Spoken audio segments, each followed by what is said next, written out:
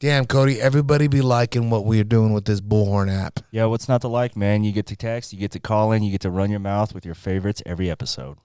Man, we love it. I love the interaction we get with our listeners. Guys, if you guys want to become a part of your favorite podcast, download the app, bullhorn.fm, your podcast app. Okay, the cat is out of the hat. And yes, that's right. We have teamed up with Sig Sauer. And there's nothing better than teaming up with the best of the best in the business.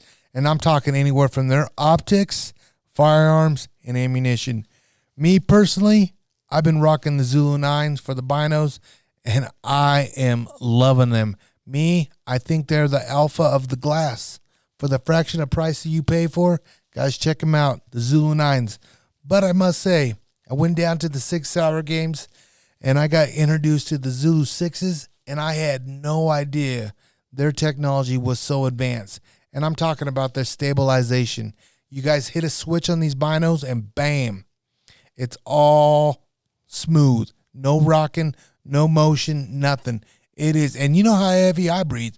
I'll be breathing heavy, and I'll just be tired, and I pull my glasses, and it's just wobbly all over. And I hit the switch, bam, it's clear. It's like being on a tripod. Guys, check them out. Their technology is off the charts. And I'm talking anywhere from, their rifle scopes to their range finders. They all introduced the new BDX system. Guys, check them out. Support a company that supports your favorite podcasts, SigSauer.com. You already know what we be rocking. We rocking those Tito knives. And I got to give my man Luke over there some major props. I personally love his new drop on a knife called the Tito Air. Some call it Tito Air, some call it Tito Air. I don't care. It's a bomb-ass knife, and I love it. Guys, check them out at TitoKnives.com. And when you're at the checkout, use our code GU15. This podcast is brought to you by Cryptek, the best hunting and fishing outdoor tactical gear on the planet. That's right, I said it, on the planet. That is why I wear it and my team wears it.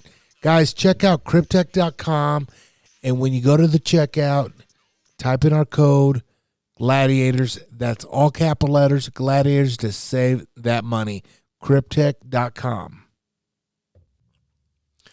What is up? Man, I got to give a big shout out to my boy over at thehangercode.com. Luke and I have teamed up, and I am excited about this one. Man, I've had European mounts all over this place, just laying here, just taking a space, really not displayed in any fashion.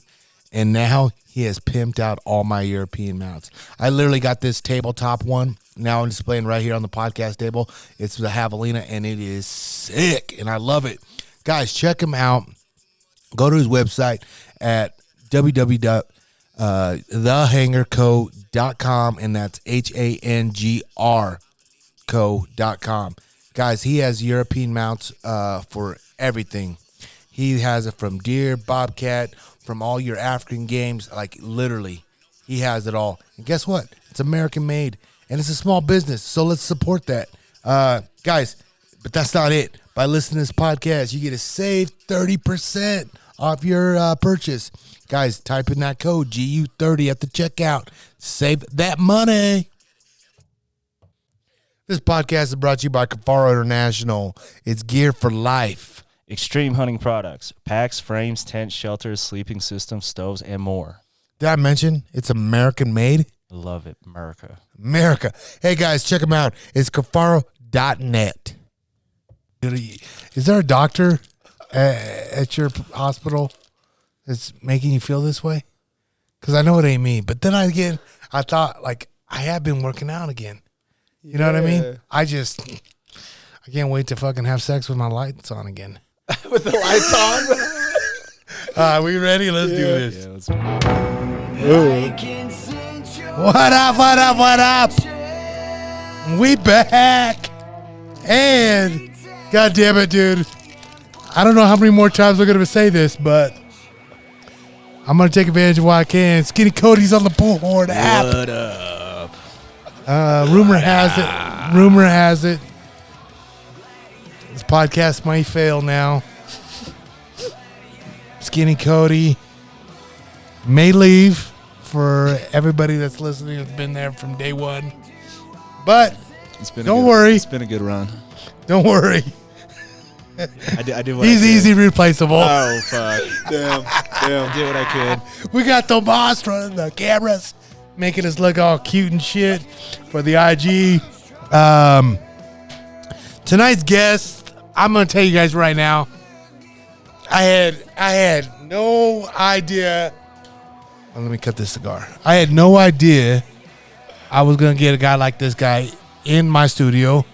Got a little couple. Save that a little bit, You know, I would never thought I would get a guy like him in the studio across from me, and we're going to podcast for y'all.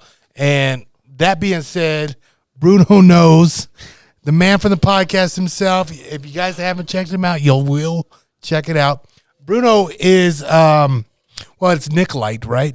Huh? Nicoletti? Nicoletti. Of course, Yeah, I fuck up a wet dream, bro. Version. Come on, dog. Hey, listen, people say epic, I say epical.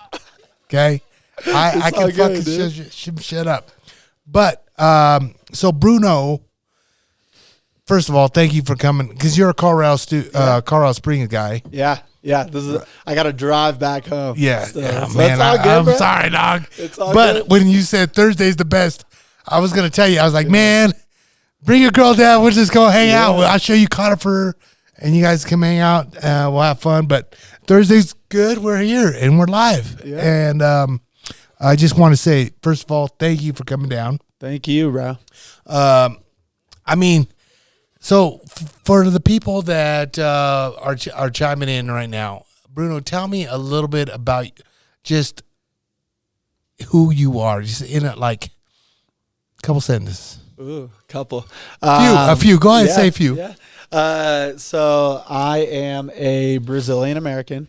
Actually, all Brazilian. I'm only a Brazilian citizen still, in the process of becoming an American. Right? Really? Has it been a Yeah. process? It's been a process. I moved here when I was 8 years old, and I'm still not a citizen. I'm 27 now. Are you So I've been illegal? living here. You're an illegal. Not anymore. Not anymore, baby. Oh, you married in, right? Oh yeah, of course. Oh, yeah, there you go. Of course, I had to propose. You know what I'm saying? Yeah. You're smart. You don't want to go back there. You know what I'm saying? You don't want to go back to Brazil now. But It's funny you say Yeah. that. We'll talk about that because.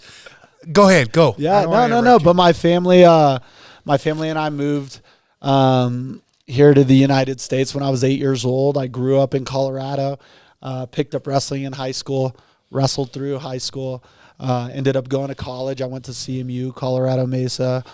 I was D2 All-American there at 174 pounds. You were an All-American at 174. 174. Yeah. No shit. Yeah, dude. That's an accomplishment. And picking up wrestling in high school. Yeah, I started That's- as a freshman. That's what I'm saying. When Archie told me, because I'm not gonna bullshit you. You know our boy Archie, Yeah, right? of course. I hit him up and I said, "Hey man, give me the 411 on this boy. You're like, I want to know some shit." Yeah. He's like, "Dude, he's good ass people." You know how Archie is. Yeah. Like Archie doesn't steer you wrong. Like Yeah. he'd be He'll like, keep it real. He won't say anything bad, but he'd be be like, like, you'll does find do out, that. right? That's the same face, bro. yeah. It's the same. So you face. know, but Yeah. he said it straightforward. He was like, "Dude, yeah, I mean, Yeah. you know, he's good people, great wrestler. Yeah. We were in the same age level and everything, and that's what kind of blew me apart today when we were talking at the gym when you were at wrestling practice. You are only 27 years old. Yeah, 27 years young. Yeah, young. That's what I'm saying. And I felt old as fuck today at practice. And I realized, you know, because I've been around fighters my whole life. I've been a fighter my whole life, and I've been around it. So I feel like it always keeps me young, right? Like the Yeah. sport has kept me young. Yeah. Definitely in my head, I think I'm fucking still Yeah. 20 years old, Yeah, right? bro. And I'm happy and I love it. But my body doesn't feel Yeah. you know 27 Oh, yeah. anymore. Like Oh, yeah. I really doesn't. I went hard with Justin. Well, my hard with Justin on Tuesday, and I am fucked today. Yeah. Like it took every Just- bit. I took every bit of my body, like muscle, to get in that gym today. Like I was like, all right, I'm gonna go early, warm up, Do your get thing. about. And I did it. I showed up and I felt good. And Well, I'm glad. and you have to though. I have to. I mean, you saw Justin. He rolled in literally. Put gloves on and just started going, bro. With me, Even me, I'm like stretching and shit. He just like throws them on. Let's get it. It's crazy, but you and just from like what I see on social media and everything, like Bruno, man, you got your shit together. I'm trying. I look at your ride. I you were out in your car, and I said, "Come here, guys! Look at this guy, motherfucker has Lamborghini doors." And you know, it's cool because at 27 years old, I was scared. I just got married with my wife, and she literally told me, she's like, "I'll marry you, but you have to get your taxes straight." Is this when you propose? She's like, yes, but yeah, she pretty much said, she's like, yeah, she's like, you need to get your taxes situation thing. And it wasn't like I was balling money in from Just all the ignorance, fighting. right? Like youthful ignorance. I didn't know shit about fucking taxes. I mean, I was an idiot. I should have just went to H&R Block and just fucking said, here. Yeah, What do I owe do you? this for me. Do it for me. Yeah. Pay you whatever. Yeah. But I was a broke ass fighter. Yeah. You know what I mean? Like I was broke even when I was in the UFC. Yeah. Like, you know, like you look at Archie right now. Yeah. He's in Bellator. Yeah. Dude, I fought in different organizations like Strike Force, in Canada promotions and this and that. I was fighting paycheck to paycheck back then. And most still are, you know. That's what's crazy. It is. But that's why it's important for them not all like know what they're doing and manage their money and like have that kind of guidance, you know? Because you're only in here for what does a fighter have, like 10 years maybe? You know? It's such a short window, and like I always try to tell people, like you look at you guys right now at 27 years old. You look at a guy like RG. 27 years. He's not even in his prime yet. Yeah. Like, I would say Justin is beginning his prime. Yeah. Like, and he's at 33, 34. Yeah. And I would say that prime, 2 years to max. Yeah. Tops. Yeah. And if you're fighting especially once a with year, up and coming fighters, Well, yeah, the level if- of these if- guys are crazy. if you're fucking only, you know, if you're like Justin fighting once a year, Yeah. that window's even smaller. Yeah. But you're That's fighting. why you were telling him, you need to fight more, baby. I'm like, bitch, you need a fighter. I got to take in more fighters, dog. God damn it, dude. I thought I was set for life. But I honestly, like the cool thing about it, like I don't know how much you know about Justin, and even me, right? Like you don't know a whole lot about me, but me and Justin been together from day one. Like, How did you guys meet? he came in a grudge back in the day. I was still fighting actively. Yeah. And this is before I retired, and he came in. He was a wrestler from UNC. Yeah. And he would come in and just want to fucking start fighting. Right. He knew he wanted to fight after wrestling, and this motherfucker didn't know how to throw a punch. Yeah. He didn't know how to throw 1-2 and whatever. But me and him just kind of got along. Like he was a small town boy from Arizona. And like he big broed him a little bit. and like I held pads for him, just the motherfucker was in college. I knew he'd have a pocket piston. I was gonna charge him. Then he took fights, started taking fights, and he would take fights back home in Arizona, and we'd fly back to Arizona, and I would corner him. That's back awesome. then. Yeah. And he would win the belts there, and it would cost me money to go there, right? Like, and you act like I was making the big bucks back then. Yeah.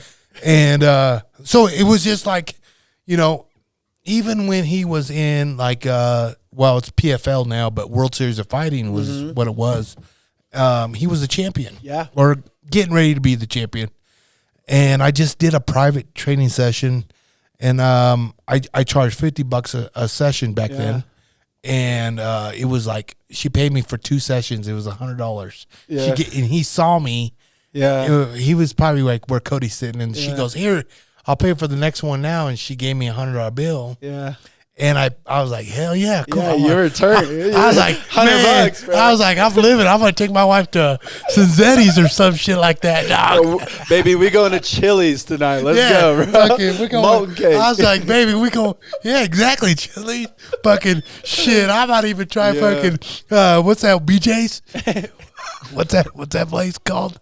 BJ's? Ain't it called BJ's? It's only BJ's you ever getting. That's what I'm saying. I was like, it did. You know? She's like, yes, but you gotta get. Yes, but I'll take you there. But there's, But anyways, he saw me get this $100 bill, and he's getting ready to leave for this fight in Florida for the World Series of Fighting. Yeah. And he hit me up after she left, and he goes, "Hey, bro, can I borrow some money for a haircut?" For a haircut, because he's fighting on NBC. Yeah, absolutely. And I said, "Yeah, man, what do you need for a haircut?" Yeah.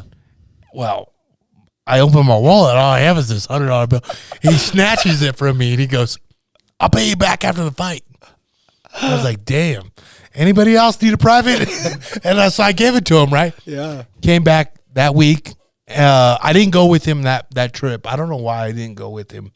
But he came back. I think he gave me like $300-$500. Damn, dude. My 100. It's like me going to the casino, right? Like, I was like, every time you're like, I'll pay for your haircut. Yeah, and it was just something cool that he did, and he's always been cool. Like me and him have always, like, I've never told him a percentage of what I needed from his money. I never told him the amount I needed. I told him, "Hey man, you give me what I'm worth. Like, here's the deal. Like, I do what I got to do for you. Yeah. I know Trevor's your number one. Yeah. I'm not trying to take that. Whatever you guys need, you guys, like, I'm here." Yeah. And he just says, the most important part of me is be there through camp is nice, but it is during fight week. Yeah. Week of fight. And the fight week is fucking just, how crazy fights are. And like, big wrestling tournaments, like, It's the pressure, intense. pressure you have each time. So I just try to make it more like fun. Yeah. Tell jokes. Yeah. Like, bro. have fun. We have you're fun. The vibe, I'm like, you're living the life, bro. Yeah. And Fuck it's also a reminder, like, it's cool to, have you probably there with them, right? Because it's a reminder of, like, I barely knew how to punch pads back in the day. And then look at where I'm at, So it's like a reminder and a vibe, dude. That's awesome. It is, man. And the thing is, like, I try to always just tell them, I'm like, man, look there's tons of motherfuckers in this world. Tons. Yeah. From all over this motherfucking country, this whole world. Yeah. And you're the one here. Yeah. Take it in. Yeah. Who and gives that's a tough fuck, to do, man? Like, did you ever feel like, you never kept, because obviously, like, life moves fast, right? And it's kind of like that Ferris Bueller quote, right? Yeah. Like, if you don't stop to look around, right? Yeah. Did you ever feel like you didn't take in as much as you should? Oh, yes. Yeah. Yes. Like, appreciate it. The like, only wow. thing I have right now is I found those pictures right there behind you of me back in the day fighting in the UFC and stuff. But I got these gloves, and that's why, like, now I'm like, I'm old enough where I'm like, oh, I want to put them in. Bro. You're out here swole. Look at this man. 155 jack, dog. Dang, bro. Yeah, you're no jacked, 6-pack, bro. but hey, I tried my best. But yeah, so it was just something different, you know what I mean? Like, I just try to tell all these guys now, looking back in, that's why I always try to take pictures for everybody. Yeah, bro. You know what I mean? That like, was awesome. Thanks for the pics. Yeah, today. I was like, wow. I'm telling you guys, like, that is the shit that, like, your kid. That's crazy. Like, you have kid one day, Yeah. and you're gonna be like, look at this. They're gonna look at it one day, like, the other day, my kids didn't really know I fought. Yeah. They don't know I fought. I just helped Justin fight, get punched in the face. Yeah.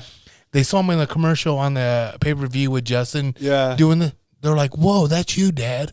Isn't So, that crazy? like, it's cool. They're like, dude, you're fighting, Dad?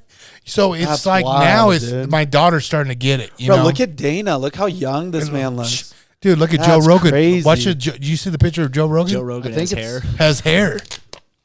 Is that him on that one? Ooh, let me There's see. a- Let me see. Let me see. Look you passed him. That's I how might have fast you passed him. Bro, he might have looked way different then, Yeah. huh? You did. Let me see. Let me see. No, he's Not in there. this one? He's not. Maybe it's not the Ooh. right there. I think. See him? Let me see. All right, you Let me see. Sorry, Joe. No, I know. Is it that one? Oh, maybe this ain't. Maybe this isn't the pictures I got here. I got a picture that I'm gonna show you. That's so wild, though. I know it's crazy, right? Yeah, dude. Maybe it. Fuck. You know what's even crazier? Like there are almost no these ain't it. real pictures anymore. I know, You how like pictures cool it like used to this. be? Yeah, like a physical I know. memory. You know, now everything's on your phone. You got Oh, like it's all thousands of pics. it's all like Yeah. airdrop. Fuck, Yeah. I got airdropped you those photos. 1,000. Right You and pick it's the just best not. one. I know it's crazy, right? Like, Yeah. Or even people standing like this back in the day, just like no smile. yeah, Just when it first came out, you know. yeah. But here's what I want to get at. Yeah. Now let's get back. Holy shit, motherfucker, say what's up, dog. This drink break is brought to you by KillCliff.com. Energy that doesn't suck. Killcliff is the clean energy drink with no sugar and 150 milligrams of clean caffeine. Now with 100% more winning, because losing sucks and losing is for losers. Did I mention it's totally American and a proud partner of the Navy SEAL Foundation? Guys, check them out. KillCliff.com. Type in our code GU15. I gotta find that picture of Joe Rogan. Yeah, it you might be need in to. that picture up there. I don't. I'm on the wall. This was almost like Fear Factor, Joe. Huh? It is. Yeah. Guaranteed. This was like news radio, Joe. That's how old Luke was fighting. 2007. Dang. Okay, bro. That's why when you That's said when crazy. you graduated, Yeah. I was like, He's like, when did you graduate? I was like, high school, 13. yeah. College, 18. He's like, what? I know. When I found out like these guys, I was like, man, these guys are like little fraggles, man. I'm old. Yeah. Like I'm old. Like I literally am old now. Like, You got that young energy, though. That's different. yeah, bro. I That's tried different. to. I gotta bring it. But it was like an eye opener for me. Is like, damn, Yeah. these motherfuckers on another level. Because like, when I watch you guys wrestle, like I was watching you wrestle today and watching Justin with RG and then you and Ryan, and I am just blown away. Like the consistent. How do I say it, Cody? Consistency. Yeah, There I we got go. you, See, bro. I told you, dog. I Damn, told he you. knows big words too. This is nice. I said to watch that level, Yeah. and you were an All-American. Yeah. It is just it's stupid because I was never a college wrestler. I wrestled Yeah. Nebraska, high school. I did nationals in Nebraska. Yeah. I did. That's why it's like freestyle Greco-Roman. Yeah. and Yeah. I Like did, Fargo and all yeah, that. I did all that. I loved it. It was great. Yeah. And I didn't want one. I was like, fuck, I ain't smart enough to go to school. Yeah. I when I graduated, I got right into fighting, Yeah. and that's what I did. Yeah. And would I change it? No. I love the life they gave me. Yeah. I got to see the world. I got to go places, make money, to go Yeah. punch people in the face. And of course, I'm getting punched back. And I don't think I would be at this spot right now Oh. if I didn't Yeah. do that. You should never change anything, right? I have no regrets. Yeah, dude. Minus that time I didn't put a rubber on that one time. With that one chick, dog. Those Damn, two dog. times. The 2 times, bro. No, it is crazy. Like I Yeah. have no regrets, and it is such a. It's funny because the older I get, like I Yeah. realize, like now I'm like, dude, I don't want to die. Yeah. I don't want to die anytime soon. I really Right. don't. Yeah.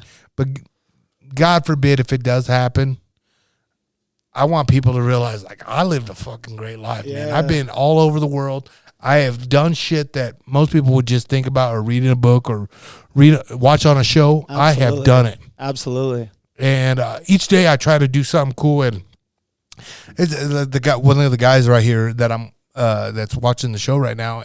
He's getting ready to go to Florida right now. Yeah. And I've known him for a couple years now, actually longer than that now. And I am so happy for him because he's overcome so many things, obstacles in his life, and he's packing up and going, doing some Yeah. shit. And that's big. It's scary Just too. dropping you know your what shit, I mean? like- I closed up a supplement store. I was in Yeah. bodybuilding, living and doing shit. I had money coming in, Yeah. and I said, "You know what, Dad?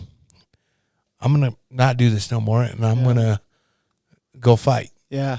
And they were like, How was that when you did start? Because, back like 2007, bro, for you to say, like, I'm going to be a professional fighter, people are like, what are you talking about?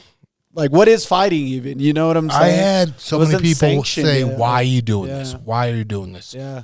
Now you don't hear that at all. Yeah. It's like the bag. Yeah, exactly. You don't hear that shit at all. Like, the fame, Yeah. the Back then, it was just because you're a crazy motherfucker. it was It's because really I what wanted it to is. prove that I Yeah. could do it. Yeah. But what was crazy is I even had some of my family members that I listen to dear and I love them to death. Yeah. They're like, "Why, dude?" Yeah. And like my brother, Ooh, you want to spark one? yes, let's spark this motherfucker. You're gonna like this shit. I said, I mean, there was times where I was literally gonna lose my truck. I couldn't make my truck payment because I was broke ass fighter, and I had to hit my brother up and say, "Hey, bro, I need $400 to pay my truck bill," and he would give it to me, and I said, "I'll pay you back after this fight." He's like, "Don't worry about it. Do your shit." I think I did that right. Hopefully that didn't look too bad. No, you did good. It's good. It tastes good, huh? That shit tastes good. What does the V cut do? Do you know? Well, it's like a pussy. You know what I mean? Oh, that's how you like it, dude. It's different. There's a tastes good, punch, and there's a different cut. It's just how much you bring in. Okay, is And it more? really, huh? You bring in more Yeah, with yeah, the V cut? Okay. yeah. A little bit. It's just I don't know, man. Here's my thing, Bruno, with cigars. I'm just an amateur too. I ain't gonna lie. We're all pretending, bro. We don't know I shit. try to right be here. big time. See, I wasn't doing it like that. I could tell my shit's halfway burnt. You know what I'm saying? It doesn't matter as long as it lights and you taste it. And, you know what I mean? Let me borrow that again. I think Yeah. I did it wrong. There we go. You gotta puff it, man. You gotta puff it. How you gonna be from Brazil and never know how to smoke a motherfucking cigar, dog? Come on. Dude, There you go.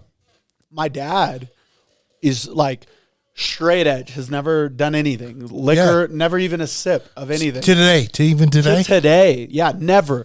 I even asked him to take a shot with me on my wedding night. Yeah. He was like, nope.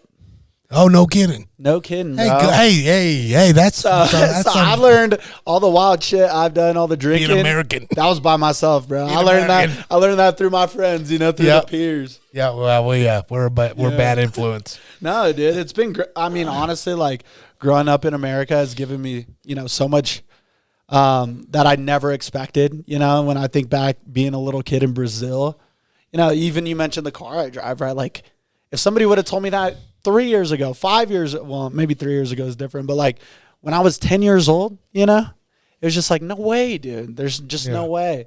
And so there's just so The much opportunity here. Yeah. And I think that's what's the coolest thing about this whole thing right now. Yeah. Like, like America here, like, and you could probably speak for itself. Like right now, like how many people in Brazil Yeah. would love to come here and have the opportunity you've had? Dude, a lot of people love to come here and have worse opportunities, right? Just like clean toilets. They'd be down to do that. Like, let's do it. I grew up, my mom was like cleaning people's houses my whole life, basically. Yeah. And, we came from like, sometimes people are like, oh, we grew up rough. I was poor in Brazil. You know what I'm saying? Yeah. Like, we were poor in Brazil. And so even just to be here is a blessing. But I think mainly it's like, you got to also seize it, right? And just like you said, every day, try to do something cool or different. That's how I like to live too. I mean, the same stories, like, have you ever read The Alchemist? Is that audiobooks? I can probably get that. But you should I listen ain't to reading it. shit. You should listen to it. It's my favorite book. Yeah. What's it called? The Alchemist. Alchemist. Yeah, it's by a Brazilian author. His name's Paulo Coelho. But he says that there's this word like maktub. It means like it is written, right? And a concept in the book is like whoever wrote Michael Jordan's life, you know, the same person who wrote his life out, right? Yeah. Also wrote yours. So why not you? You know what I'm saying? Why not you? That's fucking very true. Yeah, it's true. I feel like every person has their own Lane. their own destiny, their own chapter. Each chapter in my life has been different, and I fucking I know when a chapter is closed. Yeah. I really do. Yeah. Like me leaving Genesis. Like I stopped going to Genesis.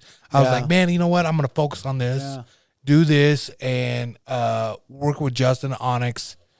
That was a chapter that I closed my life. When did that happen? When did you leave? In June. June. Oh, so it was recent. Yeah, just recently. And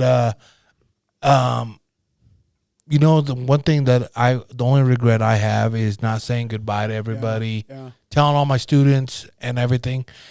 That is probably the biggest regret I have. And I just miss the people. Like me being back at like training camp now. We're back in training. Dude, I'm living it. My body's fucked right now, but I am inside. Yeah. I love being around guys like you. You know, the crew, the guys, even the coaches. Like we were talking all week, even at sparring yesterday. It was like, fuck, dude. I didn't realize how much I missed the gym atmosphere. Really, I really didn't. Yeah, and it's the like camaraderie too. That's you know? it. Just being around people that you know are there to work. You know, and we all. I think we were talking about this earlier, right? But we're all kind of cut the same way because this shit's getting good at punches, for example, for like a left hook. You know how awkward that shit is, and for you to get a good one, you got to do it 1,000 times, bro. So anytime I meet a good fighter, good route, like I know you've done something 1,000 times over and over to make it that good. It's just like there's just like some bond in that. You know? It's what's that thing going out on IG right now? Like the difference between like a pro and an AMI is an AMI tries to get it right so he doesn't mess up, and a pro does it so he never messes it up. Yeah, and I think it's something. It's not that, but that was not it at all. I don't know what he said right there, but I think this shit is laced with some shit, dog. No, I think, but it's something different like that. Or it's amateur does. I don't know the first one, but a pro does it until he can't get it wrong. Yep, that's it. Amateur practices a move to get it right. Yep.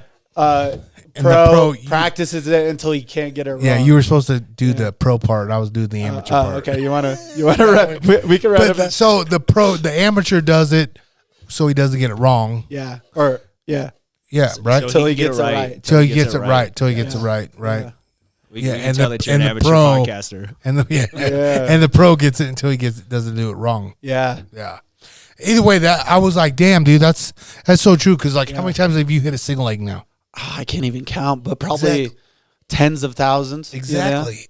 And it is just like I still get it wrong. That's the problem. Well, you know what I'm saying? That's like I was watching Archie today. Like he can run he can blast through a double leg. I believe probably one of the best in the game right now. Yeah. And like when him and Justin were going at it. Yeah. I saw like a 50-50 tug of war, like the part where Justin was like out of gas, and he just said, "Fuck this, I'm not doing it." And then the other part, Justin was like, "Yep, I'm not fighting this." And it was still to see that part of RG to go through it and finish it because he has done it millions, I believe. Yeah, to hit it, Dude, absolutely. And it's just like anything like now, like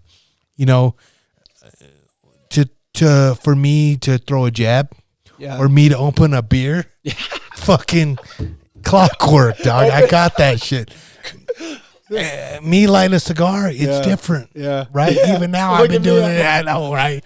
But it's different. Like, that's what I'm trying to say. Like, you got to do repetition, right? And you have done numerous repetitions in your life. And that's kind of like where I wanted to say, like, I always say, like, I hope to God my daughter, I really do, marries a wrestler. I really do. And I know there's piece of shit wrestlers out there, but there is, I'm telling you, man, there is more. I've known, just because I'm biased because I've wrestled and I'm surrounded by wrestlers my whole life. Yeah. Not saying that It's different. guys like Cody's never wrestled. Yeah. You know, he does jiu-jitsu. Yeah. Tomas has never wrestled. Doesn't mean I don't like him. I don't know if Phil's ever wrestled. But my point is I do know wrestlers. And I like their work ethic, and I like how they stand for, right? Yeah. I think it's accountability. You know what I'm saying? Because, like, if you play football, for example, you win. Well, that's not your win. It's everybody's win, right? If you lose, it's technically not your fault. It's everybody's fault. So you're kind of like living this world where you don't really know your worth. Because it's like, it could be me. It could, you're like, but as a wrestler, it's like, it's really only you out there. And so you got to be accountable for the losses, for the wins. And, dude, I take those lessons into everything I've done. I'm still, I run a tech company day to day. I'm still wrestling. I'm like, let me just do this one way. And then obviously you got to analyze the data, right? Like, how did that play out? And then go back and do it again. See if you could do it better and just keep doing it. So that's kind of where I was going with this is before I started thinking about wrestlers. Is like you grew up as a wrestler now in high school to become who you are today. Yeah. You are today a business owner. Yeah. You are a founder of a company. You are the CEO at 27 years old, which blew my mind because I when I told you, I said, "Oh, you're mid-30s." Yeah. You know what I mean? Like I thought you guys are, but of course, I always think people are just a few years younger than me, maybe a decade now. Yeah. So tell me a little bit about how you become who you are now, like a CEO of this company. How did you fucking start? Yeah. Where did it start? Well, teach me. I want Lamborghini doors. They are cool though, bro. They're way cool. That shit changed my life. I was way cool. Changed my life, bro. It is way cool. I don't fuck with horizontal doors. That's the first reason, all right? Vertical doors only. No, but when it's funny how life works, right? So, I'm gonna start from the beginning, right? Okay. So when I was in high school, I was 85 pounds as a freshman, small as fuck. I wrestled 106 as a junior in high school, so I was very tiny. I was 5'2". I was the kid that was like the cute kid. Like no girl wanted to like date me or anything, right? I was just like the little brother, I like sit on their lap, but they're not like kissing me or anything. You know what I'm saying? I was like a little dog. And also with wrestling, I was new at wrestling, so I was getting my ass beat, right? So I just busted my butt to get good at wrestling. Senior year, I hit junior year, hit a growth spurt, started lifting. Then I was like cool guy. Because the boy is handsome, you know what I'm saying? So I got big, I got taller. Now everybody started to like me a little bit. Yeah. And I was able to date this girl who was like my freshman year crush. Okay. Right? And I followed her to Mesa. We started dating. Oh, fuck. And she broke up with me before the year started. So I ended up at Mesa by chance. I was going to go to Colorado School of Mines, be an engineer, wasn't even going to wrestle. Got to Mesa, just doing my wrestling shit. I actually started dating this girl about a year in, and she was like one of the most followed people in the world at the time. Really? Yeah, her name's Summer Rae. I don't know if you've ever heard of her, but in my mind, I was like mind blown. Wait. I remember her blowing up my DMs back in the day. Yeah, bro. No. But anyways, like for somebody who like couldn't even get a girl, to 2 years later, at the time she was like hot girl, right? Yeah. So I like that kind of felt like a win, right? Yeah. Then I'm wrestling so I kind of closed that chapter, right? Close that like that insecure, I can't get girls chapter. You can. Then I got jacked. And I was like, I closed the Confidence. I'm small chapter, right? Yep. And then I started wrestling and I started getting really good in college. Then I kind of closed that like insecure chapter, became an All-American. But while I was wrestling, I met a kid named Nick Swanson. He's actually here from Colorado. He got me an internship at Northwestern Mutual. And I really took the internship so I didn't have to take classes, right? So I'm just taking this bullshit internship, I'm thinking, to be a financial advisor. So I started doing this internship. Get out of college and I started doing job interviews. I'm like, I'm not doing any of this shit because they were all terrible interviews. Like I went in and interviewed this guy's hair is all like, he just woke up from bed. He's interviewing me. Like I can't work here, So I just dove right in from wrestling.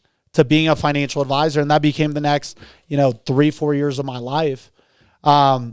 And what my tech company does, it's a prospecting tool. It's a LinkedIn automation software for financial advisors. So we help financial advisors find prospects, but just becoming an advisor is kind of where I basically like hacked the model. I like reverse engineered how to bring on clients. And I built this system. And after I built the system, I was in the top 2% of financial advisors in the world. What the fuck? Yeah. And I was like, bro, it's not like I'm some kind of wizard. I don't know shit, really. I knew enough to be licensed, but I didn't know I wasn't like some financial whiz. Yeah. I just knew how to meet people and how to walk them through a plan to get them where they wanted to be. And then I'm like, I need to take this software and give it to other people. Gave it to some buddies and study groups that we had, and they started doing well with it. Then I showed it to the team, and there's a lot of compliance in financial services, and they told me like, yeah, you really can't use this tool until it's approved. That's going to take a year or two. And so I was like, I really think I have something here. The hardest part about any business or being an advisor is finding clients. Yeah. And I fixed that. I solved it, right? So I just started selling the software on the low, eventually quit. And now we work with over 2,000 advisors that use our software, and we help them prospect, and they make a lot of money using it. So they pay us residually too. Yeah, royalty fee, right? Yeah, bro. $5,000 a year minimum is, our prices have gone up. Yeah, but like our cheapest client pays us $5,000 a year to use the software, and we got 2,000 people. So it's almost like just going all in. And each door, like I couldn't have done that without financial services. Yep. Couldn't have done. And even like my wife, right? I met my wife. She's the love of my life. I would have never seen that if I hadn't had like those relationships, right? Yeah. I used to, as a young guy, you probably chase girls out of ego, right? You want the hot girl. You want the bad bit. Well, like I've had that, and that shit's like, whatever. You want somebody that holds you down, somebody that's, supports you, supports your dreams. That's on your team. Yeah. Want to see you grow too. So every lesson, man, it's like, it's about taking the lessons that you learn in one thing and applying it to the next, or else what's the point? So you're telling me you got a software out there right now that companies are using. Yeah. What's it called? It's called Hummingbird. Hummingbird. Yeah. How the fuck did you come up with the name called Hummingbird? Well, I knew it had to be like catchy, it had to be like one word. And so I just started thinking of like, animals, kind of like, what is one thing that says what this does? And then I came across a page of like, hummingbirds are like the craziest kind of animal because they're the only bird that can fly backwards. And their wings like flap at like 600 flaps per second. Hummingbirds can't fly backwards. They can. I never even thought about that. Dude, their hearts beat at 1,800 times. Oh, we get them all the time here. Yeah. I get them. My wife has fucking feeders here.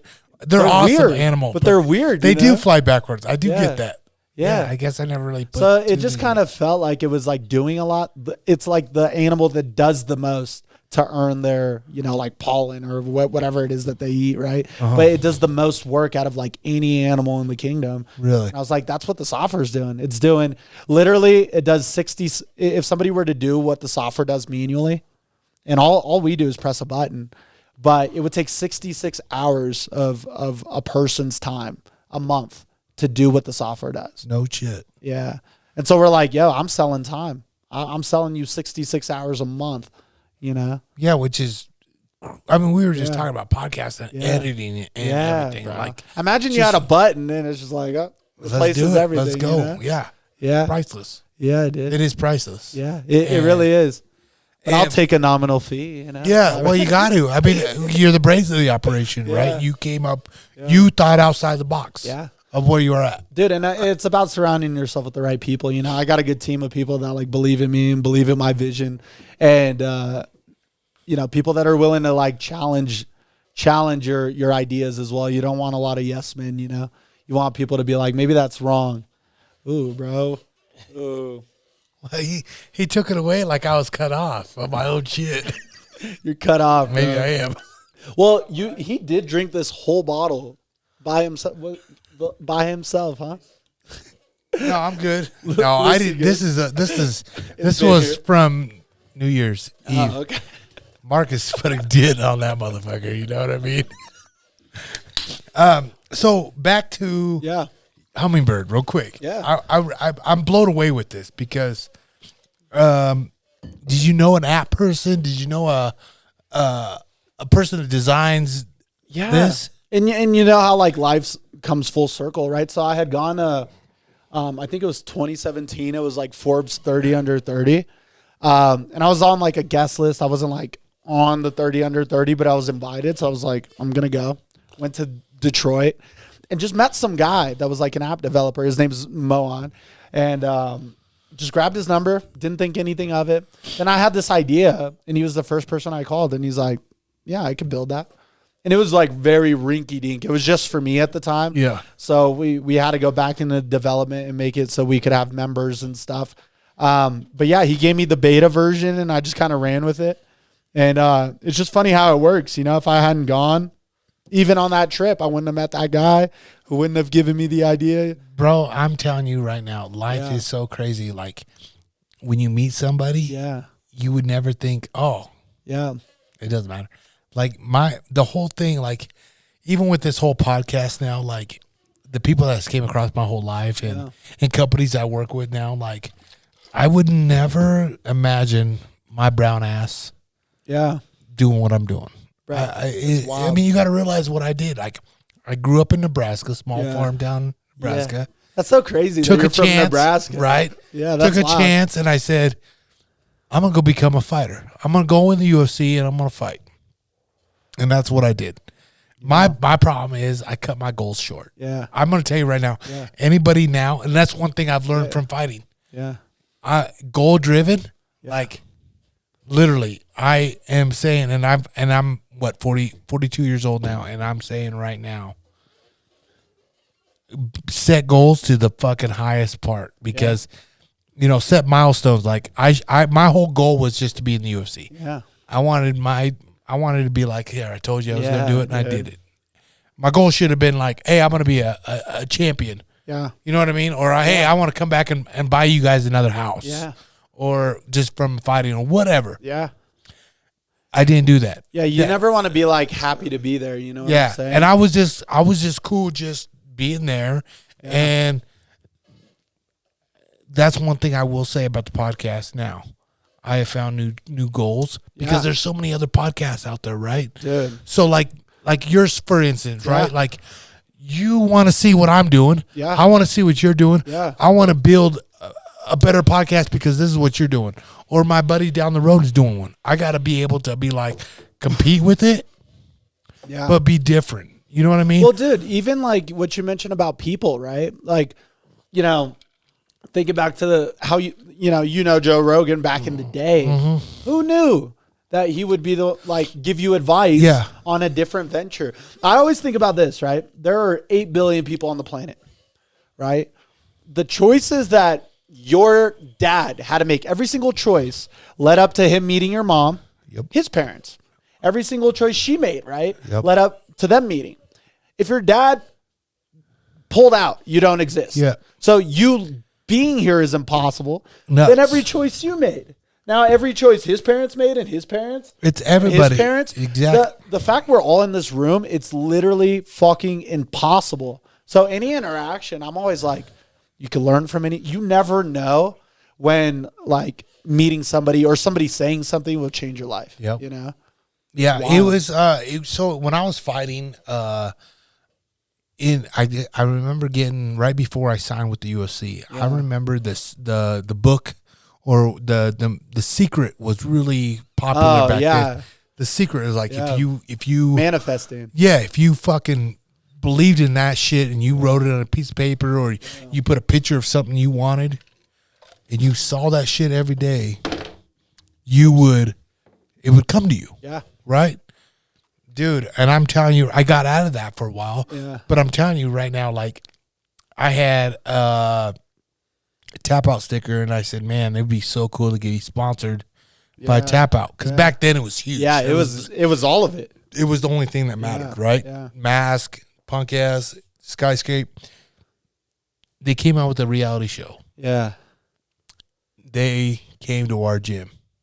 and they came for Cowboy. It was Leonard Garcia, myself, and they wanted to see the up and coming prospects. Are you in Denver at the time? Yep, I just moved to Denver a month ago. Yeah. And I was like, fuck. I had no idea these guys. I just saw them on TV. I knew they were big in the USC. Yeah. Tap Out was huge. Yeah. I said, man, be awesome to be sponsored by Tap Out. They came into our gym. They watched us work out and spar with who's who, like Dwayne. Yeah. And back then, like, it was the gym to be in. Yeah. They pulled me and they're like, hey, they called me, Mask called me, Lupe, come over here. And I said, what's up, Mask? It's like, before you leave, can I get a picture with you? I'm just Nebraska, Yeah, you're like, a fanboy. Yeah, it's exactly what I was. Yeah. Like, fuck, dude. I had one of those phones that you slide up and you have the keyboard. Well, what the fuck? You better how old that shit was. Well, like the sidekick, like the T-Mobile. Yeah, it was like you had to push it up and it had the whole keyboard. I thought was rich. And shit. And you're like, I'm balling. And I said, can I get a picture with you? And it was like fucking 3 pixels and shit like that. It was horrible. But he's like, hey man, when's your next fight? I said, I'm actually fighting in Ring of Fire. The winner gets to go to the UFC. Damn. I'm fighting a team Extreme Couture fighter, Dennis Davis. He's one of the coaches there at Extreme Couture right now. And he goes, well, I'll tell you what, man, I don't know how much it means to you right now, but we want you to be part of the show, and we want to sponsor you for this fight and your future career.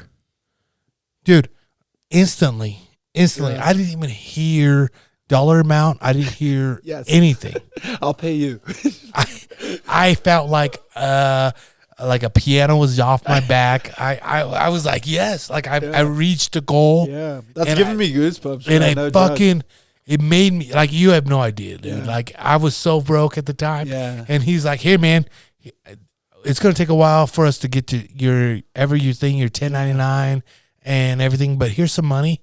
Damn. I think he gave me like fucking $2,300, and at the time, I bet I had $53 in my account. Right? Yeah, you just got like 50 times richer. Yeah. You're like, so like I thought I was like Scrooge McDuck. I was dancing. I was like, yeah. Went to the strip club that night, bro. Oh yeah. So it was so cool. Like, I will never forget that moment. And like those guys just been so good to me ever since that day we met, and I would never have known that chance. Yeah.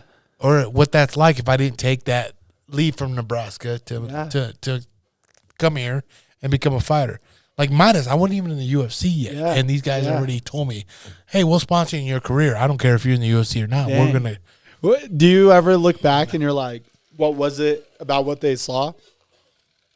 Was it like just? I think I know what they saw. They saw a bad motherfucker. Yeah, bro. I was you're a jacked motherfucker right here, bro. No, honestly, like, like, I don't know, man. I honestly, I think they saw my work ethic, and that's all I had at the time. I was coachable, and obviously Coach T probably talked to him and said like, "Hey, this guy's gonna be good." Yeah, I don't know. I never knew. Where'd you get that work ethic from? Is this like? Is it like Nebraska boy, like farm, working the farm? Or I was never a farmer. I just hung out with a lot of farmers. I hunted their places, but honestly, I just, the wrestling. I would think I had great coaches all the way from Pee Wee football, from Pee Wee wrestling on up. I had a great mom and dad. I don't have a story like, most fighters have a story like, I came from a broken home, blah blah blah. No, man, my dad worked for everything I had. Yeah. Like, if I needed new shoes for a sport, he would go to work and do that shit. Yeah. I had a great childhood. Yeah. I did. I mean, Christmas was awesome. Yeah. Everything was great. Like, I literally have nothing to, I mean, nothing to complain. I literally had the best childhood ever. Yeah. And I think maybe that was probably why I wanted to just prove kick it to back. Yourself too, and kick back and show them like, hey, I want to make you guys proud. Yeah. And I don't know how that I was going to do it because I know it wasn't going to be no honor roll student. You know what I mean? Like, I was never going to be no honor roll student. So how can I make them proud. And for me to be on a pay-per-view card, I don't know. Yep, maybe that was in my head. Yeah. Or me be sponsored by a company like Tap Out, and I can say, oh, here you go, Mom and Dad. Here's a little money. I don't know. I didn't know, and I did not know how. But I've said this before on the podcast. I fought the first time in the UFC, and my dad, mom flew out, cousins, everybody came out to watch me fight because they followed my whole career. They came out, and like we don't come from money, right? We don't come from money. So for them to come to Florida was a huge thing for me, and they showed up for my first fight. And I lost, and I'm all fucking beat up. I lost to a decision. Yeah. But it was a great fight. Like I had a great time. I dropped a guy, and I'm all fucked up. I looked over the seat. I came in. This is when the fighters could come out and hang out with the fans. Oh yeah. So it was way different, right? Way different. And I come back and hang out with my mom and dad. I came and sat with them just to say, hey, I'm okay. Because now that I'm a parent, if I saw my kids fight, I'm like, what the fuck would I do to my mom and dad? Like it's horrible. Like I don't know what I put my mom and dad through. I'm an asshole. Yeah. And they're all worried for your safety. Oh, dude, it's nuts now. And so I came out to him, and my dad leaned over my mom and said, thank you for not listening to me. Because this is the first time I not listened to my dad. My dad said, no, you need to come in and work on the railroad. Damn. And start make a living. And I said, Dad, I'm out. I'm going to do this. This is what I'm doing. Yeah. And they're just trying to steer you in the right direction. They want the best for me. This is a pipe dream, you know. It's like a fucking. At the time, I was trying to tell these guys, like, in the UFC, one weight class. Yeah. There was only 25 fighters per weight class. Yeah. And I was on that roster for that long. That's so crazy. And I made it, and then that's why I said, like, I was cool. I wouldn't change anything. I'm cool. How far, like, because. I mean, where's your family from? I mean, are you guys Hispanic? Mom and dad are straight up. My mom is from Wyoming. Okay. Dad's from Nebraska, obviously. Yeah. But their grandparents, my grandparents, never met. Yeah. My dad is the baby of 13. Wow.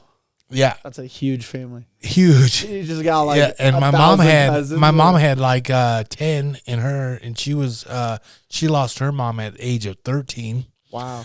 And what I was getting at, I never met any of my grandparents. Really? Mm-hmm. I had uncles that I relate to were like a grandparent to me because they were just as old as. Well, dude, that's how it was growing up here. You know, because we left when I was 8 years old. And maybe. I think a lot of people talk about like losing, like cutting people off, or like I grew up with no grandparents, no cousins. It was just me, my mom, my dad, and my brother, and that's it. So I don't need much. Because I grew up not having shit, So everything's just like a blessing, and you could take it for what it's worth. Like even a day, right? Like get to go in there, bro. I've looked up to Ben Charrington for so long, right?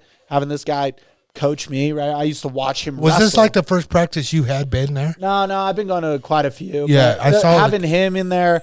I'm always starstruck by him because it's like I looked up to him. Yep. So just having him running a practice, it's sick.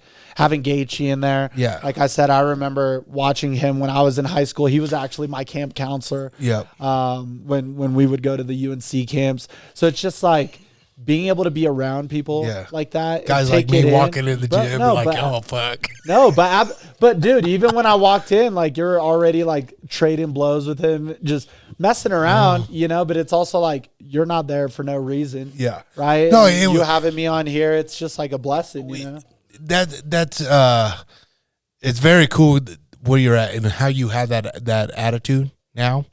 The only thing I would say now from all that is. You deserve everything you get now. Yeah. You know what I mean? Like, you're not there for just accident. Yeah. You're there because you wrestle good. Yeah. You belong there, dude. Yeah. You are an All-American. Yeah. You're not there just to fucking take up space or be a body. Yeah, absolutely. You have earned your spot. That's Luke's job. That's my shit, dog. I'm there, dog, now. I paid my dues. You know what I mean? Yeah. But that's what I'm saying. Like, You know, when you say you're starstruck, guess what, dude? Yeah. You deserve being there too. Oh, absolutely. And after me watching today, yeah. and I've seen you on social media and with Archie. Archie tagged you and this and that, and you guys been training there before. And I was like, damn, I missed them. You know, and I was there, and for me to be there today and actually see you wrestle, I'm like, dude, you're legitimate. Thank you, bro. You're a good ass wrestler. You knew what the fuck's up. Thank you. I love that shit, bro. That's what you want. I love wrestling. It blew my mind saying you're only picked it up in high school. Yeah. Right? Yeah, it's crazy. So you picked it up in high school, and now you just recently just went to Brazil so you were in Mesa. Yeah. All-American there. All-American, and I thought I was done. Done. I'm like, I'm done wrestling. So then I see you back in the gym, back wrestling, Genesis, Onyx. So I was actually reached out to by a couple people in the Brazilian wrestling federation, and they've had a lot of problems with corruption and shit, you know, and so they're just now finally an organization again, right? And they're getting their world team together in Brazil. And so somebody reached out to me and they were like, "Hey, you should come wrestle in this tournament," and it was Brazilian Freestyle Nationals, and I was like, I guess, I'd love to wrestle, you know, but it was almost like, just let me get back into it, you know, kind of like a little side quest. Yeah. So I had to get back in shape because I've always been in shape. You're but a jack dude. Just getting jacked. Weightlifting is different than wrestling. Yeah, though. I'm a show pony. I turned into a show pony. I'm Yeah. just here to look good, you know. Yeah. And then I started training again, and it's just addicting. I just like it. It's like chess. It's stimulating. It's a workout. You know, you get to be around your boys. And then I went down to Brazil for Freestyle Nationals. Didn't even make it into the second period. I pinned the first guy at 17 seconds, teched my way through. Didn't even get scored on. And so now I'm like, oh, I could. And now that I'm looking at the path to get to the Olympics, I'm like, yo, I could qualify for. Not only can I make the world team, which I probably, we'll see. But your boy's training to make the world team in March. Yep. And that's in March. Yeah. So it's a good. So right now is a good time to get in training camp. Then, yeah. Right. Absolutely. That's why when I heard we're doing training camp, I'm like, it's perfect for me too. Yeah.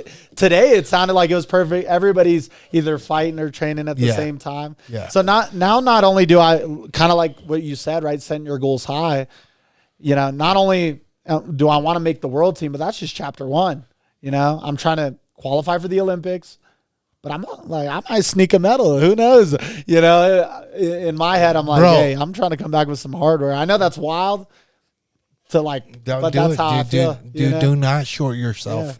Yeah.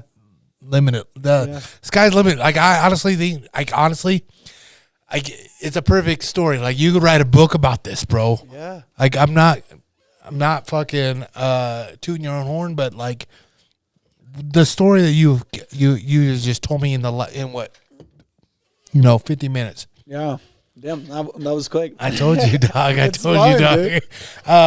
It literally is just like, holy shit, you're about to you went and you got first place at their national, regional, what is it? National tournament. National tournament, right? Yeah. So I was trying to watch it because I remember us touching base on each other in social media, and they're like, dude, I'm about to take off to Brazil to go wrestle. We were about to do this before, huh?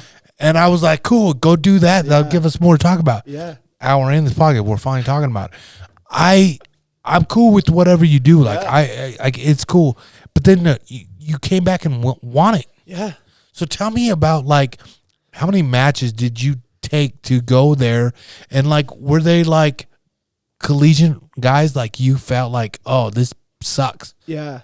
What did you fucking bring the house and just fuck some dudes up? Honestly, when I got there, they all I was never a big freestyle guy.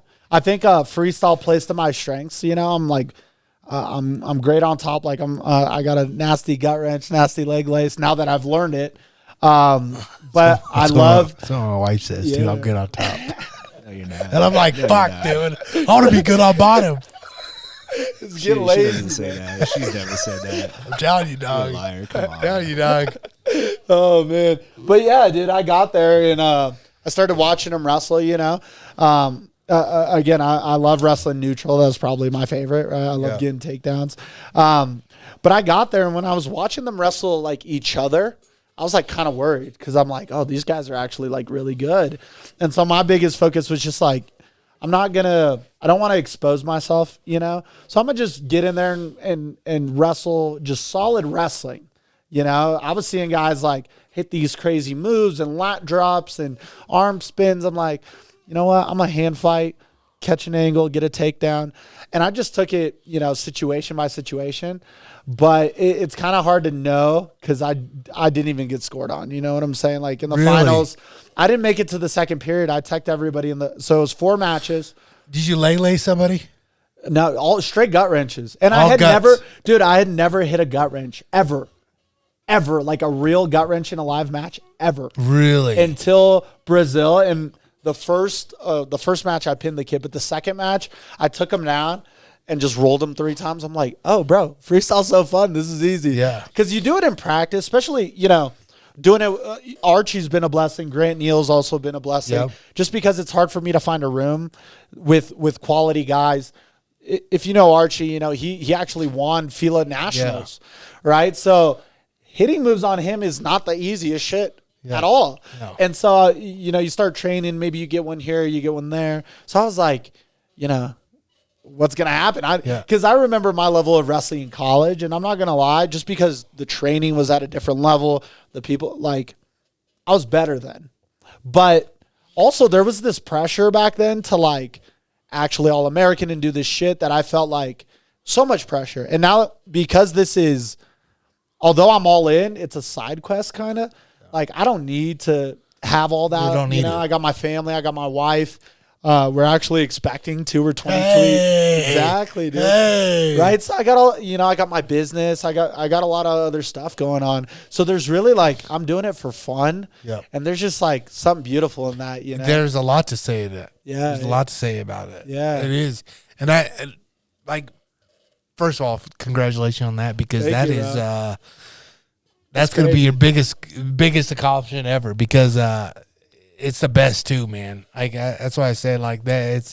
It's nuts. And but like what I'm going with this is like, so you literally All-American college collegiate wrestler, went to Brazil, flew your ass to Brazil, entered this tournament, and you won it. Yeah. And you won it. And I was more like, I'm old, obviously, and You're not old, bro. like I said, like you know, you had probably pictures of, was that your pops in the picture on the elevator? Yeah. Okay, Yeah. so when you know people probably took pictures, videoed your batches and shit like that, and like that's gonna hold dear and tight for a long time. Yeah. It'd be cool. Like, it'd be like me popping an old, you know, CD, Dude, DVR. that picture with my dad, though, it like almost makes me cry. Yeah, You know what I'm and saying? that's what I'm saying. Like, that's damn. where I'm getting at, is that is probably more priceless than the gold medal that you got Oh, yeah. in national, winning first place. Well, and it's a Brazilian gold medal. I'm not going to lie. I That- have to keep it like right here, because if it touches anything, like the gold's coming off.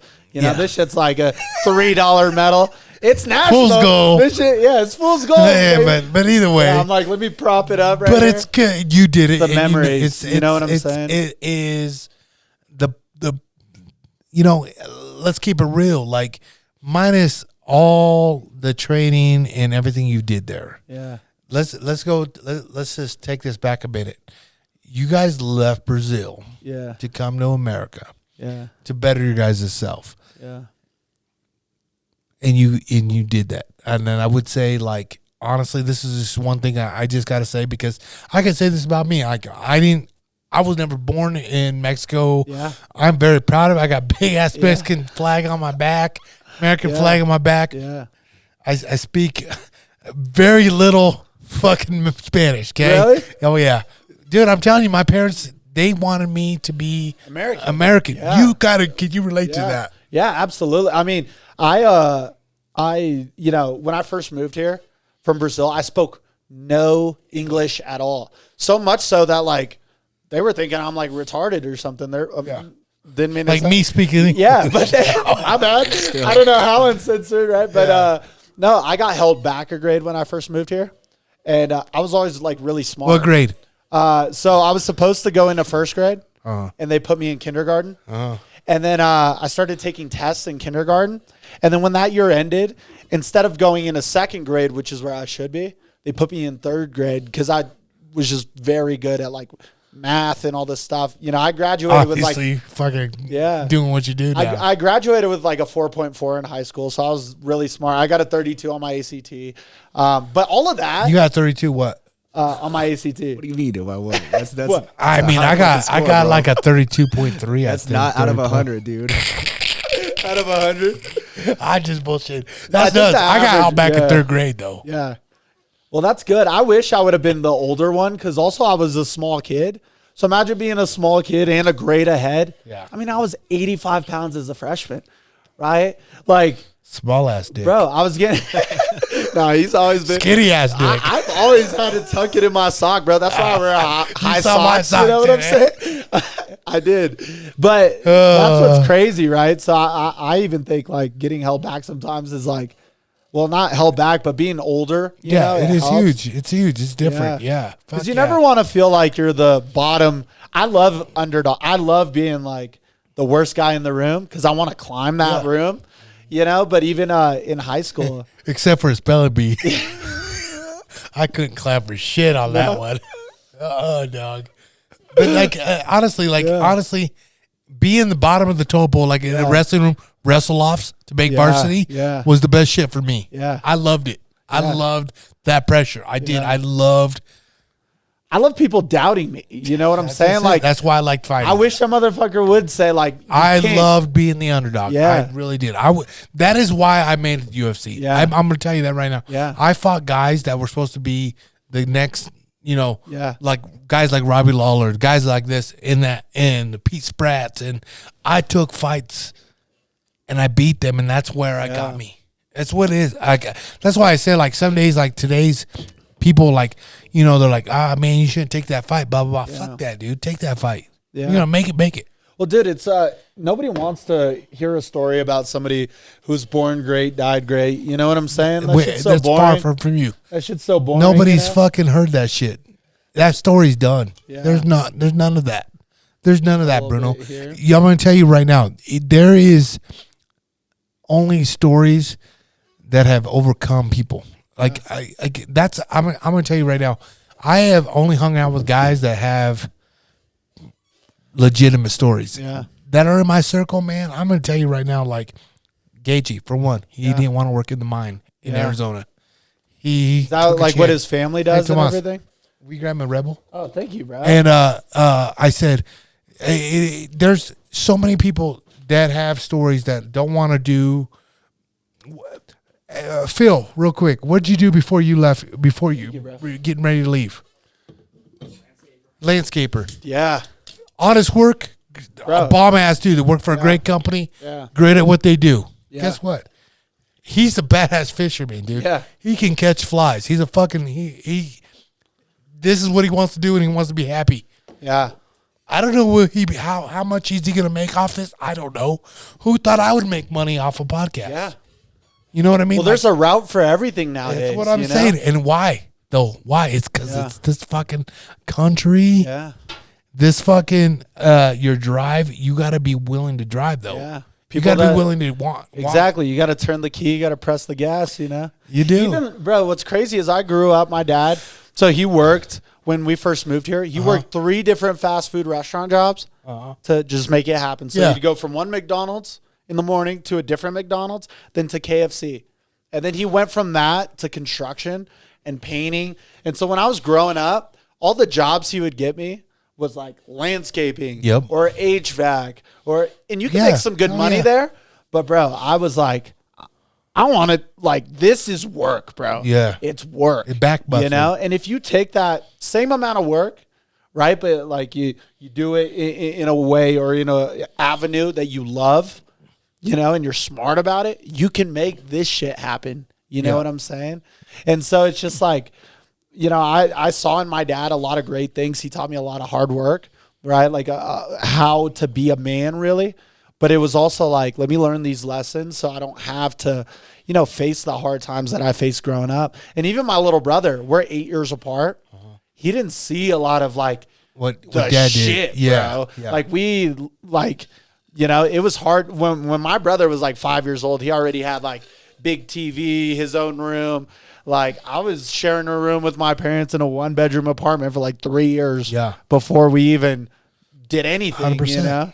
And so like even everything you went through, it's like now you got your own kids and you can kind of like, and there's a little line of like spoiling, but you could spare them of a lot of that stuff. Yeah.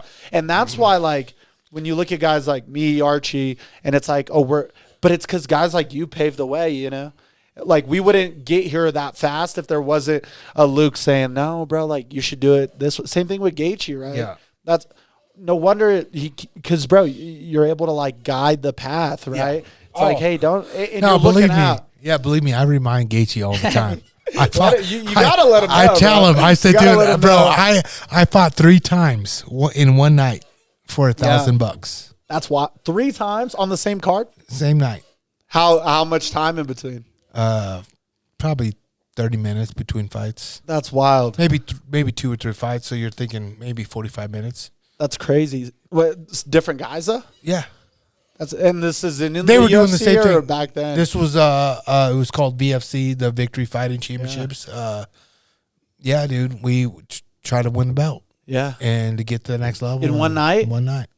Bro, that's like a $1,000. wrestling, like a wrestling tournament, dude, except like taking yeah. punches. That's Yeah, wild. you couldn't even. I couldn't, dude. I literally couldn't stand on my fucking lead foot.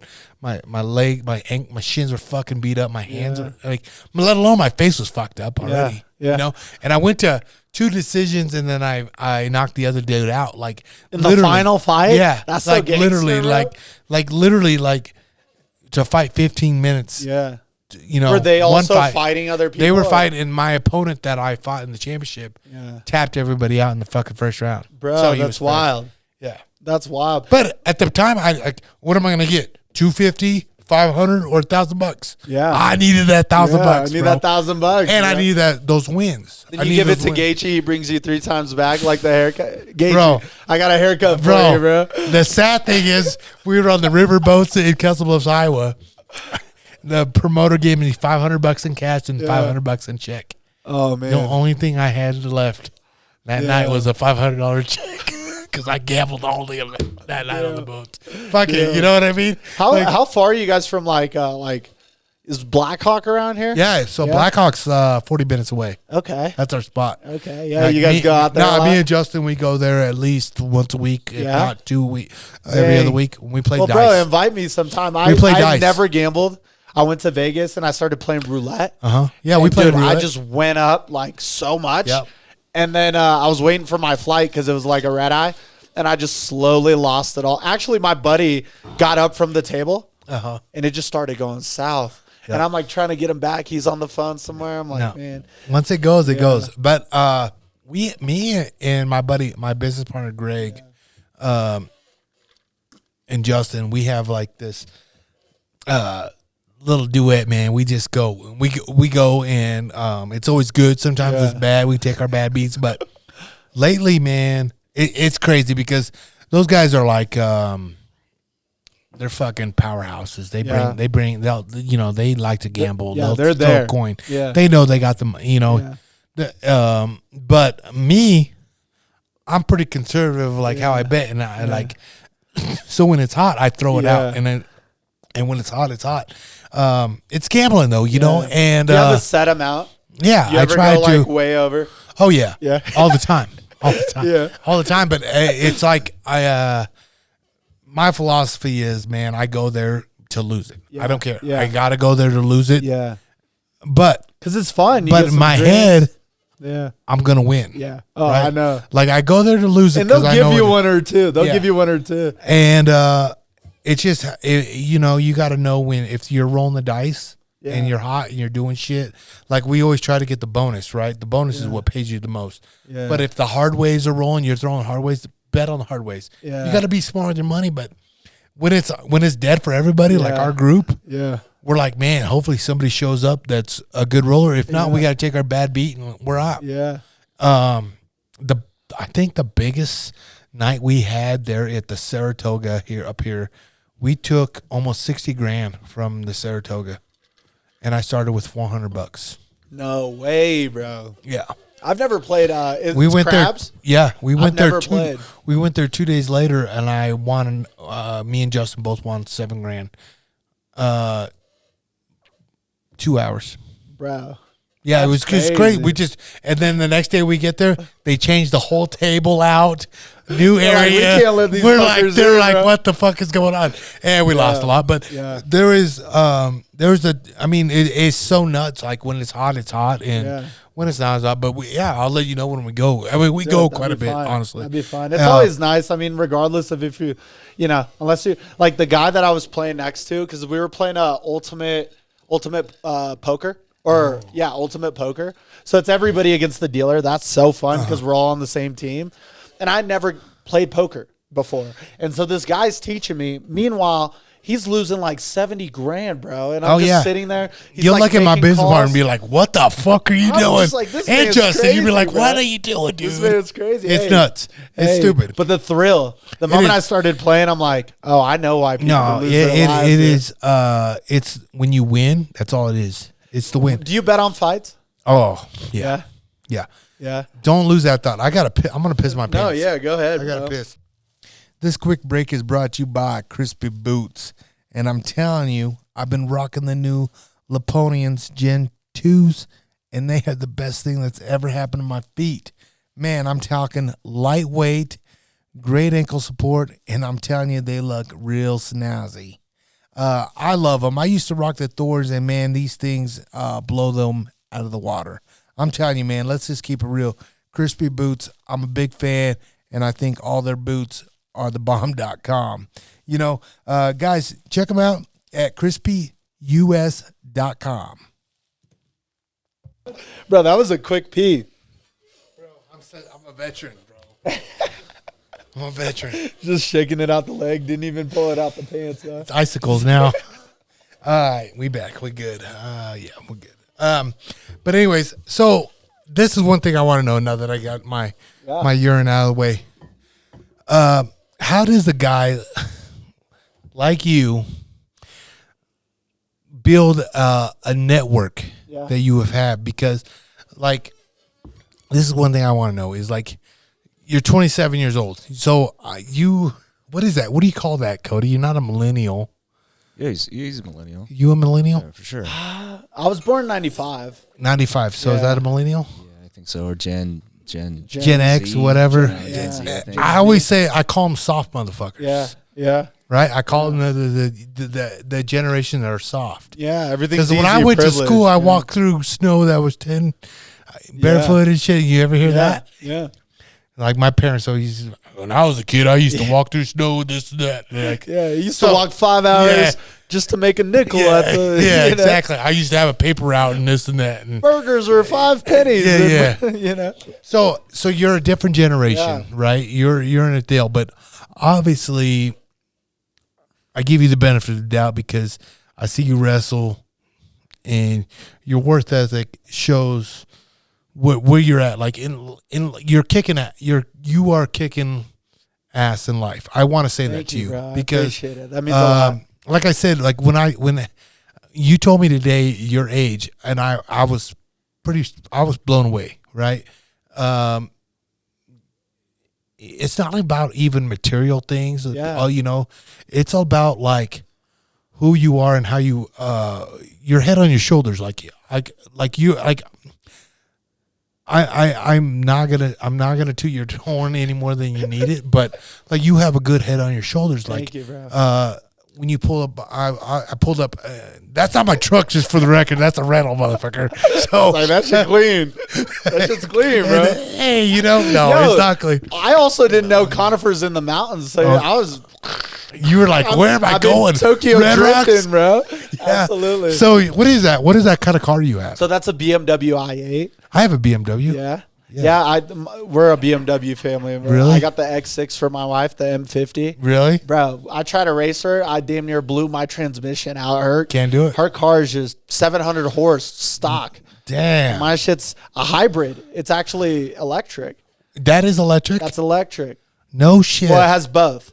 So it has a gas engine, but it's a 3-cylinder gas engine. Really? And then it has an electric motor in the What's front. that run? Well, they don't make them anymore. It cost me like $1.50. Really? Yeah, but they don't make those anymore, so it's starting to go up. You know, It'll go up more probably. yeah, yeah. I think there's only like 300 or something. No like shit. that in the U.S. Yeah. No way. Yeah. Is BMW a big thing in Brazil? I think it's a brand that I would say so. I'm not sure. You don't see a lot of BMWs there. You know, like a really nice car in Brazil is like the new Honda Civic or like the Jeep like Tracker or something. Yeah. So it's like these like $30,000 cars here. You know? Yeah. But my parents always like BMWs. You know. My wife loves Yeah, BMWs. bro, they're just so comfortable. Yeah, she loves my BMW is a big Mexican wiener. Got him, coach. I was like picturing the car. Got him. I'm like, Got him, Bill. Got him. Big Mexican wiener. No, that's my BMW. I own. that just made me want to be like. That just made me want to be Mexican to use that joke, bro. Yeah, it's I gotta. I guess I'm BBW. You know. yeah. You gotta fucking slang it a little bit. But yeah, that's honestly like when I see that car, like I'm like, dude, that's a fucking awesome car. Yeah. Because I saw it on your social media. And when I see your social media, and I'm like, man, you got a huge following. Yeah. And me just talking to you, I understand why people like you. I do. I get it. But how do you, a guy like at 27 years old, you know, it isn't because you fucking are tech savvy. Right. Yeah, I know. Bro, if the Wi-Fi goes down in the house, I don't know how to fix it. My wife fixes it. Yeah. So I like know a small amount of tech. Yeah. I think I'm able to like, I'm always, I grew up like loving math. I like solutions. I like trying to solve stuff. And I always am able to like see a problem and I automatically can think of something to fix it. And so I think I'm just really good at like seeing the gap and then packaging it. And I'm a good salesman, So I've been able to come up with that idea. We have other stuff that we've been working on. Right. They're kind of pet projects right now. Like it makes some money, but not really, just because we spend most of our time on Hummingbird. But it's actually like, it's something where it's like a little bit of like OCD. Like I can't stop working on something until it's like done. In the entrepreneurial route, it's just never done. Yep. So it's like this constant like anxiety that I like have to like keep going. And also like I would just be so bored. Like what else do I do? Yeah. So I just kind of, and I enjoy it. The question is, how do you build your social media to where you at? So because it wasn't that. Yeah. So as I mentioned to you, I dated that girl and I think she probably has like 20 million. So followers. you were probably fucking. Yeah. So I don't know. So tell me. I want to know like how's this happen? Yeah. So a lot of it. I got to step out on my wife. No, bro. No. But back then, early on social media, early on Instagram, it was very easy to grow your page because it was like, let's say I take a picture with you and I tag you, people follow you back then. Yeah. But now it's like. It has to be a niche. Yeah, not only that, but it has to like, people have to click on it. They have to fuck with your shit. Most people won't hit follow. Yeah. So a big amount of the following came from her a little bit. It also came from like hacking. Okay. Not like tech, but it was just like, Are hashtags big? I don't really use them anymore. Yeah. But did you? Yes, absolutely. Yeah. But it was also like I would click. I really like. I had a goal to build the following because I just kind of saw like what it did for her, and I was like, "That's weird." Like this is kind of like hacking the matrix a little bit, right? The moment I saw social media, I'm like, you could get your shit out in front of everyone immediately by just like right now. So she kind of helped me see kind of Instagram, and my brother's always been natural with it. Like I mentioned to you, he like built 1,000 followers on TikTok in like a couple months. Yeah, and that's he what did I'm saying. YouTube. And it's just kind of and then I have a buddy, his name's Nathan James. He's like one of the biggest photographers in the world now. But back then I was just, with him all the time and just being in his photos. So I kind of like took Him from tagging everybody you a and little bit. posting some stuff. Yeah. Yeah, and that kind of got me to like under 100K a little bit. And then once I got to that level, I actually did start like trying to hack it. So I would go to like, let's say, your podcast, right? If I'm building a podcast, everybody who commented on your podcast would probably like my shit. Really? So then I would go back then, right? So then I would go and just like follow those people, engage with them, and literally like built, probably added on another 50,000 of me like engaging with people With them. who like That's content what that I was heard. similar I to mine. heard that engaging with the people that leave comments. Yeah, but now that's too much work. But then what I saw was like me and her at the time, because I kind of like helped out a little bit, I would find these bots that would do it. Mm-hmm. And so that's where the idea for Hummingbird came from, because I was like, whoa, if you can do it on Instagram, why can't you do it on LinkedIn? And LinkedIn's where the money's at.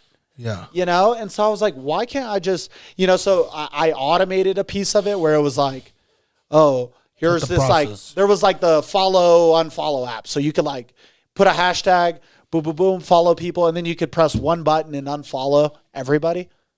Really? Yeah. And so this was back in the day before Instagram started like actually being what it is now. Because now everything's content driven.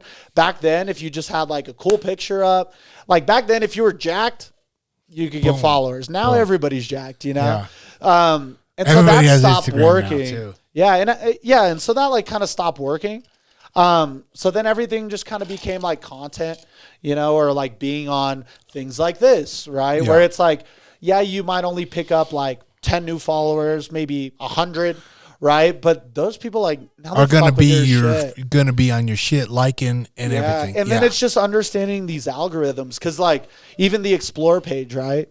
I always think like why, like I'll look at mine. Why is this shit on here? Yeah. And how can I get my shit on somebody else's? Yeah. And then I start realizing, and it's little stuff. It could be, for example, I posted a video when I was in Brazil. And I said in the video, the only difference from any other video was like, as you guys probably know, the boy's been wrestling. That's what I said. But I think because I said, and these are all theories, but sometimes they work. But because I said, as you guys know, I think Instagram picked up that I was talking to my followers. So when you compare that reel to a different reel, that reel went to 98% of my followers, but it only went to 2% that weren't my followers. And then when I make like a wrestling video, it's like 20% my followers and 80% other people. Really? So once Instagram went away from like chronological, I started like trying to gather data. So now I post not like for the post. I'm like looking for the analytics, because I want to like I'll post 2 videos. They're almost the same, but they're a little bit different, because I'm testing like this song. Yeah. Is it the song or is it the caption or is it the hashtag? And it's constantly changing because they don't want people hacking it, right? So like they want people to blow up because of the content. Yeah. But if you just, if you post a lot, then you have a lot of data. Then it's like analyzing the data, and just seeing like, why is this one better than this one? I don't get it. And as you start playing with it, you start figuring it out. And that's kind of what we do at Hummingbird, right? When we're helping somebody prospect, we have 2,000 other advisors. So if you're a financial advisor and you're running a campaign with us and it's not working, I have 2,000 other people, other campaigns, 10 million data points to compare it to. I could figure out pretty quickly why it's not working. Really? And then I just tweak something and then I see if it changes. So then it became like, then I got into like hacking it. Really? Like, how do you do this? You dissect it. Exactly. And that's the part that's kind of like addicting to me, are the numbers. And understanding also like, I call it like mental arbitrage. And maybe this is from sales, right? So like, let's say I'm trying to make you a client and you don't know me, and I'm like, I'm trying to put myself in your shoes and figure out like, how would Luke listen to my value prop, my pitch? Right. So I'm not going to call you and say, hey, is is this Luke? Yeah. No, I'm going to call you. I'm going to be like, yo, Luke. Yo, Luke. What up, man? How'd you get my you're number? You're going to be like, what up, man? Who is this? Right? And then I'm not going to go into my pitch. I'm going to be like, it's Bruno. And now you're like, who's Bruno? Bruno Nicoletti. Bruno Nicoletti. Does my name ring a bell? It's like, no, it doesn't. Oh, my bad. I'm not sure if you've heard I'm the CEO of Hummingbird, right? Whatever the pitch is, but I'm trying to like reverse engineer why it's happening, and then I'm trying to get ahead of it. You know, I'm trying to like before you hang up the phone, I'm trying to like bro down with you. Yeah, you know? Yeah. So like I do it with everything. Does your phone call come up as scam likely? to some, you know, because that shit does not get answered. Yeah, no, dude, it's crazy. But it doesn't.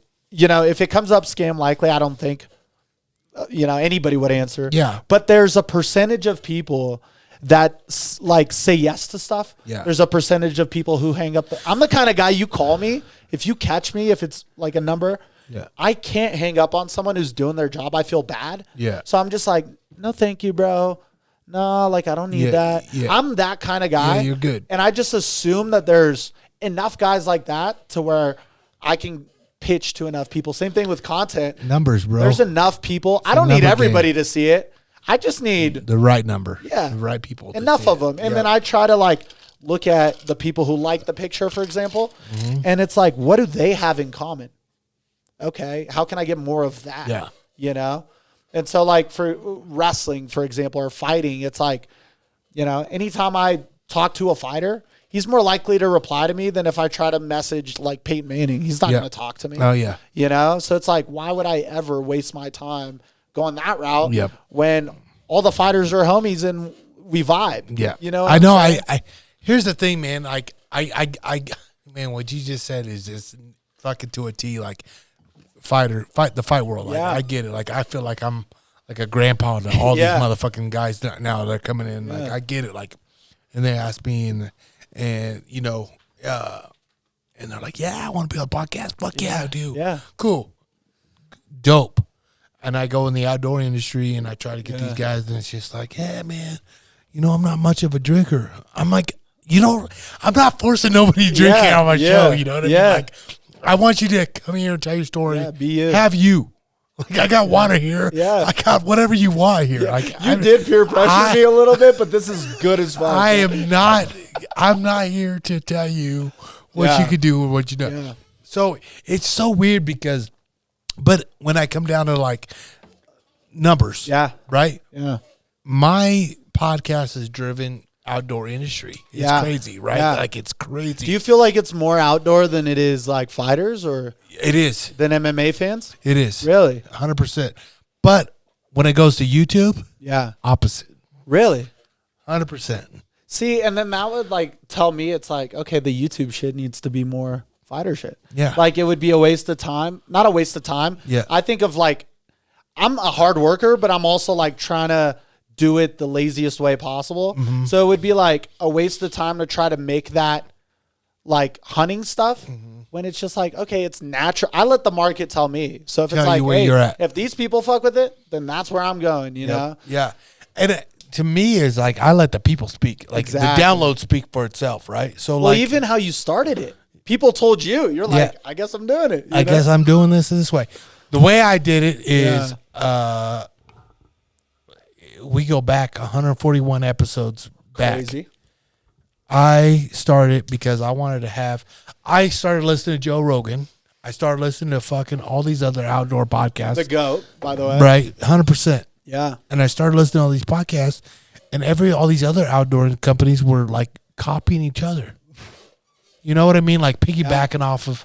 Yeah. I get it, right? Doing it the corporate way, right? That's how I see it, Yeah. right? Like they were scared of fucking Saying fuck. say fuck, right? Like they were scared they even have a drink in their hand or a cigar, a joint, this and that, right? Like they weren't. And I was like, man, I want the honesty of it, the whole deal. Yeah. I got tired of hearing the same podcast. When you don't I'm want the to play same- a character, you know? You never want to be like a wheel in a machine, you know? And that's where I went with it. I was like, man, okay, this is when I said I want to start my own, and I'm going to do something left field. Yeah. I'm going to do something. They're going right. I'm going left. Yeah. I want to try something. If it works, it works. If it doesn't, it doesn't. Yeah. I have literally taken something that, like, I never pretend I'm an expert at hunting. Like I have tons of outdoor companies with me. Yeah. I'm not the expert. Yeah. I get some badass guests that are here that's been like you, They for know some instance, shit. like you're good at what you do. You're a badass wrestler. Yeah. I'm not trying to say I'm that. Yeah. I want to pick your brain. I get that out to my listeners. Yeah. I get some badass hunters. I get some badass people that have done shit, can go all over the country or all over the world to kill shit. Yeah. And do shit. You ever had anybody killing these like crazy ass animals? Like, Oh, tons. yeah. Oh, yeah. Dude, that's so cool. I think Tons. that shit's so gangster. Tons. Yeah, I know it's sad with like PETA shit, whatever. yeah. But like, bro, just like a Here- fucking lion or something, just like, Here- you know what I'm here's saying? the, That's here's so the thing with gangster. that with the whole thing is like hunters are the biggest conservationists. You know what I mean? Like they are fishermen, hunter, outdoorsmen are Yeah. the only ones that are paying dividend to the wildlife. Yeah, that's true. With like It is- tags and all that Yeah, shit. dude. I'm telling you guys, we pay so much fucking money Yeah. than all these people that are like, oh, well, how could you kill that? Or how could you kill that fish? Or this and that. Listen, motherfucker, we are paying for this motherfucking shit. Yeah. For you to go on your little nature trail on Yeah. this hike in this beautiful place in here in Colorado Yeah, or dude. wherever you live. Yeah. Like, this is what we pay for. Yeah. Like, everything we do to, like, here's the thing. Animals are going to die. Yeah. It's a fucking, it's Yeah. life, right? We all got to die, Yeah. right?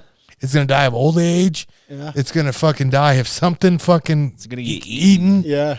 or something's going to fucking eat that or whatever. Yeah. It's a circle of life, Cycle. right? Well, you know that, Yeah. Evolve. right? You know, so start shooting guns, you know? yeah, what I'm saying? well, it's and this is something that I'll just toot the horn on. Like bears. Yeah. Bears are a big thing here in Colorado. Like I live in a bear infested area. Yeah. Like in the spring, summer, Yeah. you come out You here see bears everywhere? everywhere. Damn. Everywhere. They don't give a fuck about you Yeah. unless they're hungry. Yeah. Like coming like September, end of like when they're getting ready to hibernate, Yeah. they're gonna fucking look at you. Really? And they're mostly scared, but there's a Yeah. lot of big black bears. I've seen 400, 500 pound black bear here. Really? I film them, do this and that, take pictures. Here's the thing. Colorado does not have spring bear hunting, right? Yeah. So here's the thing. What people don't realize, instead of, hunters coming here, filling tags, buying tags to try Yeah. to harvest a fucking real animal, Yeah. Division of Wildlife will come in their den Yeah. and kill them because they're overpopulated. Yeah. You tell me right now, Yeah. how cool is that? Not For cool. all you non-animal, non-people that don't want to fucking hurt an Yeah. animal. Yeah. They're And dying anyway. they're going to die either way. Yeah. You know what I mean? Like, and when they're overpopulated, if I call Division of Wildlife over here, like, I got an aggressive bear over here in July, Yeah.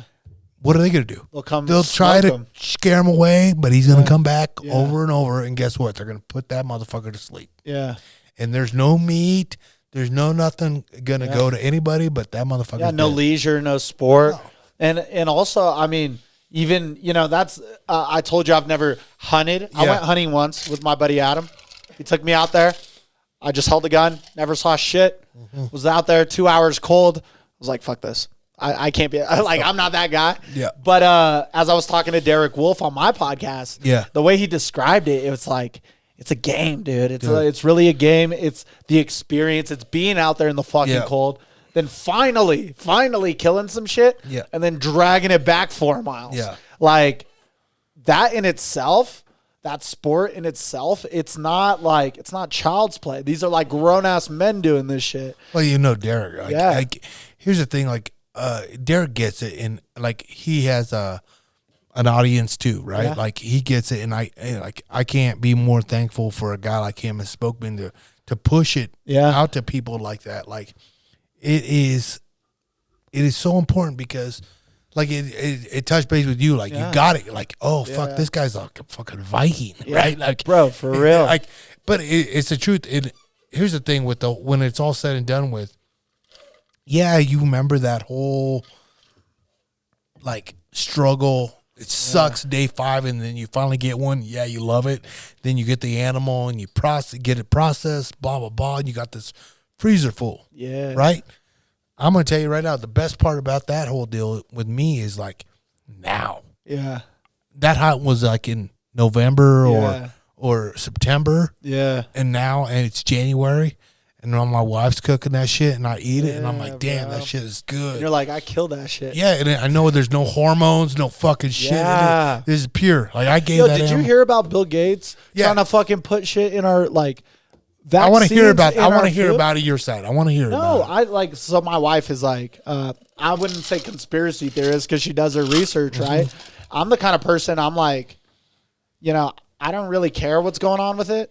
Like, I like shit fast. You know what I'm saying? I want it now. Whatever it means. Like, I don't care if it's bad fast for me. food's great. And she does the other side of the thinking of like, so now I'm finally eating healthy for the first time in my life. But at the same time, Wait, you got abs, motherfucker. You have always ate abs. I've always loved like meats and stuff, but like it was you're never Brazilian. like, dude. I'm gonna tell you right now, dude. So, real quick, come back to your story. Yeah, this is a great story about fucking what is up with Brazilians and their meat. bro, Because it's awesome. I fucking love it. I used to train like the Denver Nuggets, right? Yeah. So I had a job. I got to Nene. Yeah, Nene, dude, that's awesome. He used to go to our church. That's my dog. Yeah, dude, he's so awesome. Nene, and he invited me. Like, we got really close. Yeah. Like, I go to his house. We play poker. He's fucking huge, bro. He's a gangster. He loves jiu-jitsu too, and he loves it. And so we were training and this, that. And he's like, man, I want to bring you out to Fogo de Chao. Yeah. You had never been? Never been there. Bro, it's so good, huh? You just got to fucking just stop. Bro, literally, I have to like, I go in there. I use the bathroom like 3-4 times. I'm there to eat. And every type of meat is just so perfect. So good, man. And I think it's natural. Like, my dad is one of the best grillers I've ever met. I'm a great griller, like, naturally, just watching him. I throw something on the grill every single day. Every meal I need protein, I need meat. You know, it's fucking amazing. And then I was back in Brazil, bro, and I literally would eat meat sweats. Eat. Then I'd stop, and then they'd like, now we're having lunch. I'm like, lunch? I just got done eating. Yeah. You know? And then there's like more dude, meat, it's not more stop. meat. Yeah, it's amazing though. I know. I'm not complaining. I just was like, oh my God, dude. Dude, you guys fucking, my country, we eat frijoles, dog. We got beans, dog. Yo, Mexican food is one of my favorite foods though. It's absolutely a burrito. Dude, yeah, but you guys are a different level of meats. Yeah. It's nonstop. So good. It's nonstop. Dude. But I just had to say that. Nene, he fucking is my dog. Yeah, I just gotta say it. Dude, that's so awesome. I actually have a picture, like, because again, he went to our church. I was like 7 years old, and I used to collect basketball cards. Okay, and I had a Nene jersey card, and a jersey card, like, and he signed it, and so I still have that shit framed up. I haven't seen him since. Yeah, that last time we took a picture. But I've always followed his shit, you know, even him like overcoming, you know, he had like testicle cancer or something. Yeah. Which is just like, look at him now. And he's a G. He was back in the league after that.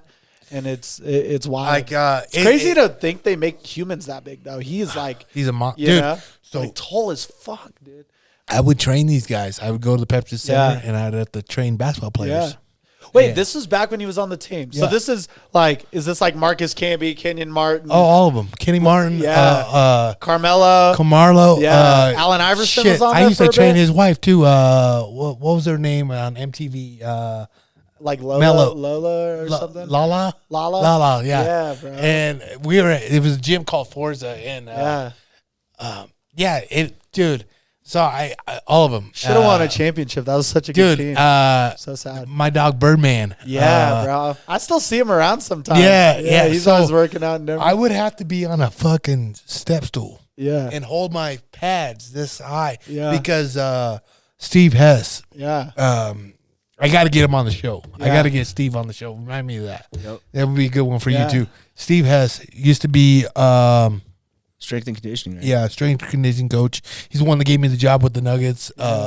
Gave me the job with Forza. He came in. He goes, "I want the baddest motherfucking trainer in the gym." And Trevor goes, he pointed at What's me, a year?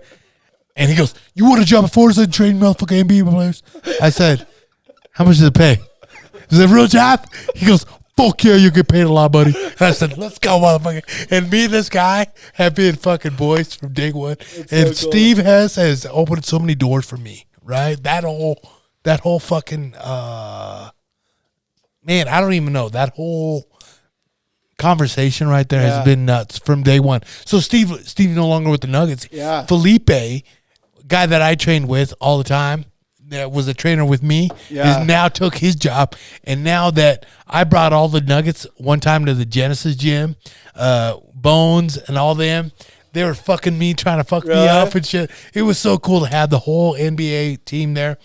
But it was just a whole thing of like, where does cross the paths with people? Like, when you meet somebody, you're like, Yeah. damn. And you like kind of know. You know what I'm saying? Like even me and Archie, for example, like now we're boys. Yeah. But it was like, there was always like, we always were, when you're wrestling and you like know a guy, but you don't kick it with him. But it's just like, always showed love, always fucked with each other. It was always like, what's up at a tournament? But it was almost You saw like him and you you were knew like, them. you gave him mad respect. Yeah. But you were like, cool. But now that Yeah. you're grown and you're older and Yeah. you're like, oh shit, look at life. But you run into people where you're like, this is not this isn't like a relationship that's done sometimes. You're like, and then it comes back around, right? Like now Felipe's in there. Hey, You it's so knew him, nuts. It's so nuts, right? Did you know my first dream ever? And this is why I got into wrestling, right? So I was 85 pounds, 4'11" as a freshman. I wanted to play basketball. That's what I did. I played basketball. Like I was a basketball player. Yeah. And then I tried out for football. And I was always like a gifted athlete, like athletic, like, broad jumps. Like, Yeah. I could put together a mean combine. I did a video the other day. It was like, how many times can I do 225? Pull-ups. Or you did pull-ups too. Well, yeah, I did the pull-ups. I beat the women's record. Yeah. which is world which is record. fucking ridiculous. Which is, I was doing that to prove a point. How dumb is it that people can like switch and all of a sudden like national champion in swimming? It's like, bro, that's bullshit. yeah. Like if you're a guy, be a guy. Yeah, it's bullshit. And be that sport. Or But you or even can't- switch, like whatever you want to do, but like you can't be categorized with just the other, like that's not fair. Yeah. You know what I'm so that was kind of like The a reason why joke you did video it. to be like, this is dumb because I don't Yeah. want my daughter to have to compete with some like grown ass man. Or Yeah. you saw like they put a transgender in UFC to fight some. Yeah. I'm like, bro, how did. fucked up is that? Like this Stop. person was a man 6 months ago and now he gets to punch a woman. Like what the Yeah. fuck?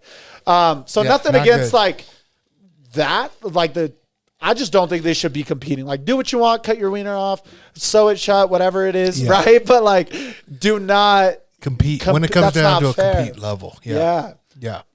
I'm 100. You're not gonna get no argument Yeah, there bro. because here's I'm like looking around. I'm like, okay, I no, think no, we're on no. the same page. We all no, agree. it's good here because Yeah. here's the thing. I've always been like a fan of do you. Yeah. That's you. Yeah. Like I Do don't you. care whatever you do is you. I'll support you. I don't give a fuck. Yeah. My whole deal is when it comes to like the swimming aspect, it comes Yeah, out like, yeah. come on, dude, that's Well, not the fair. guy wasn't even like ranked, right? Yeah, He wasn't even ranked in like And- men's, and then he's just like, I'm a girl now, and now he's you like a national so champion. let's just take you for instance. Yeah. Right? Let's just take you as for instance. You Yeah. were an all-American wrestler, Yeah. right? And like let's just say you went to now women's wrestling has Yeah. became a bigger deal now. yeah, Oh, hey. Yeah. You're Brina. Yeah. You're Brina now. Yeah, Okay?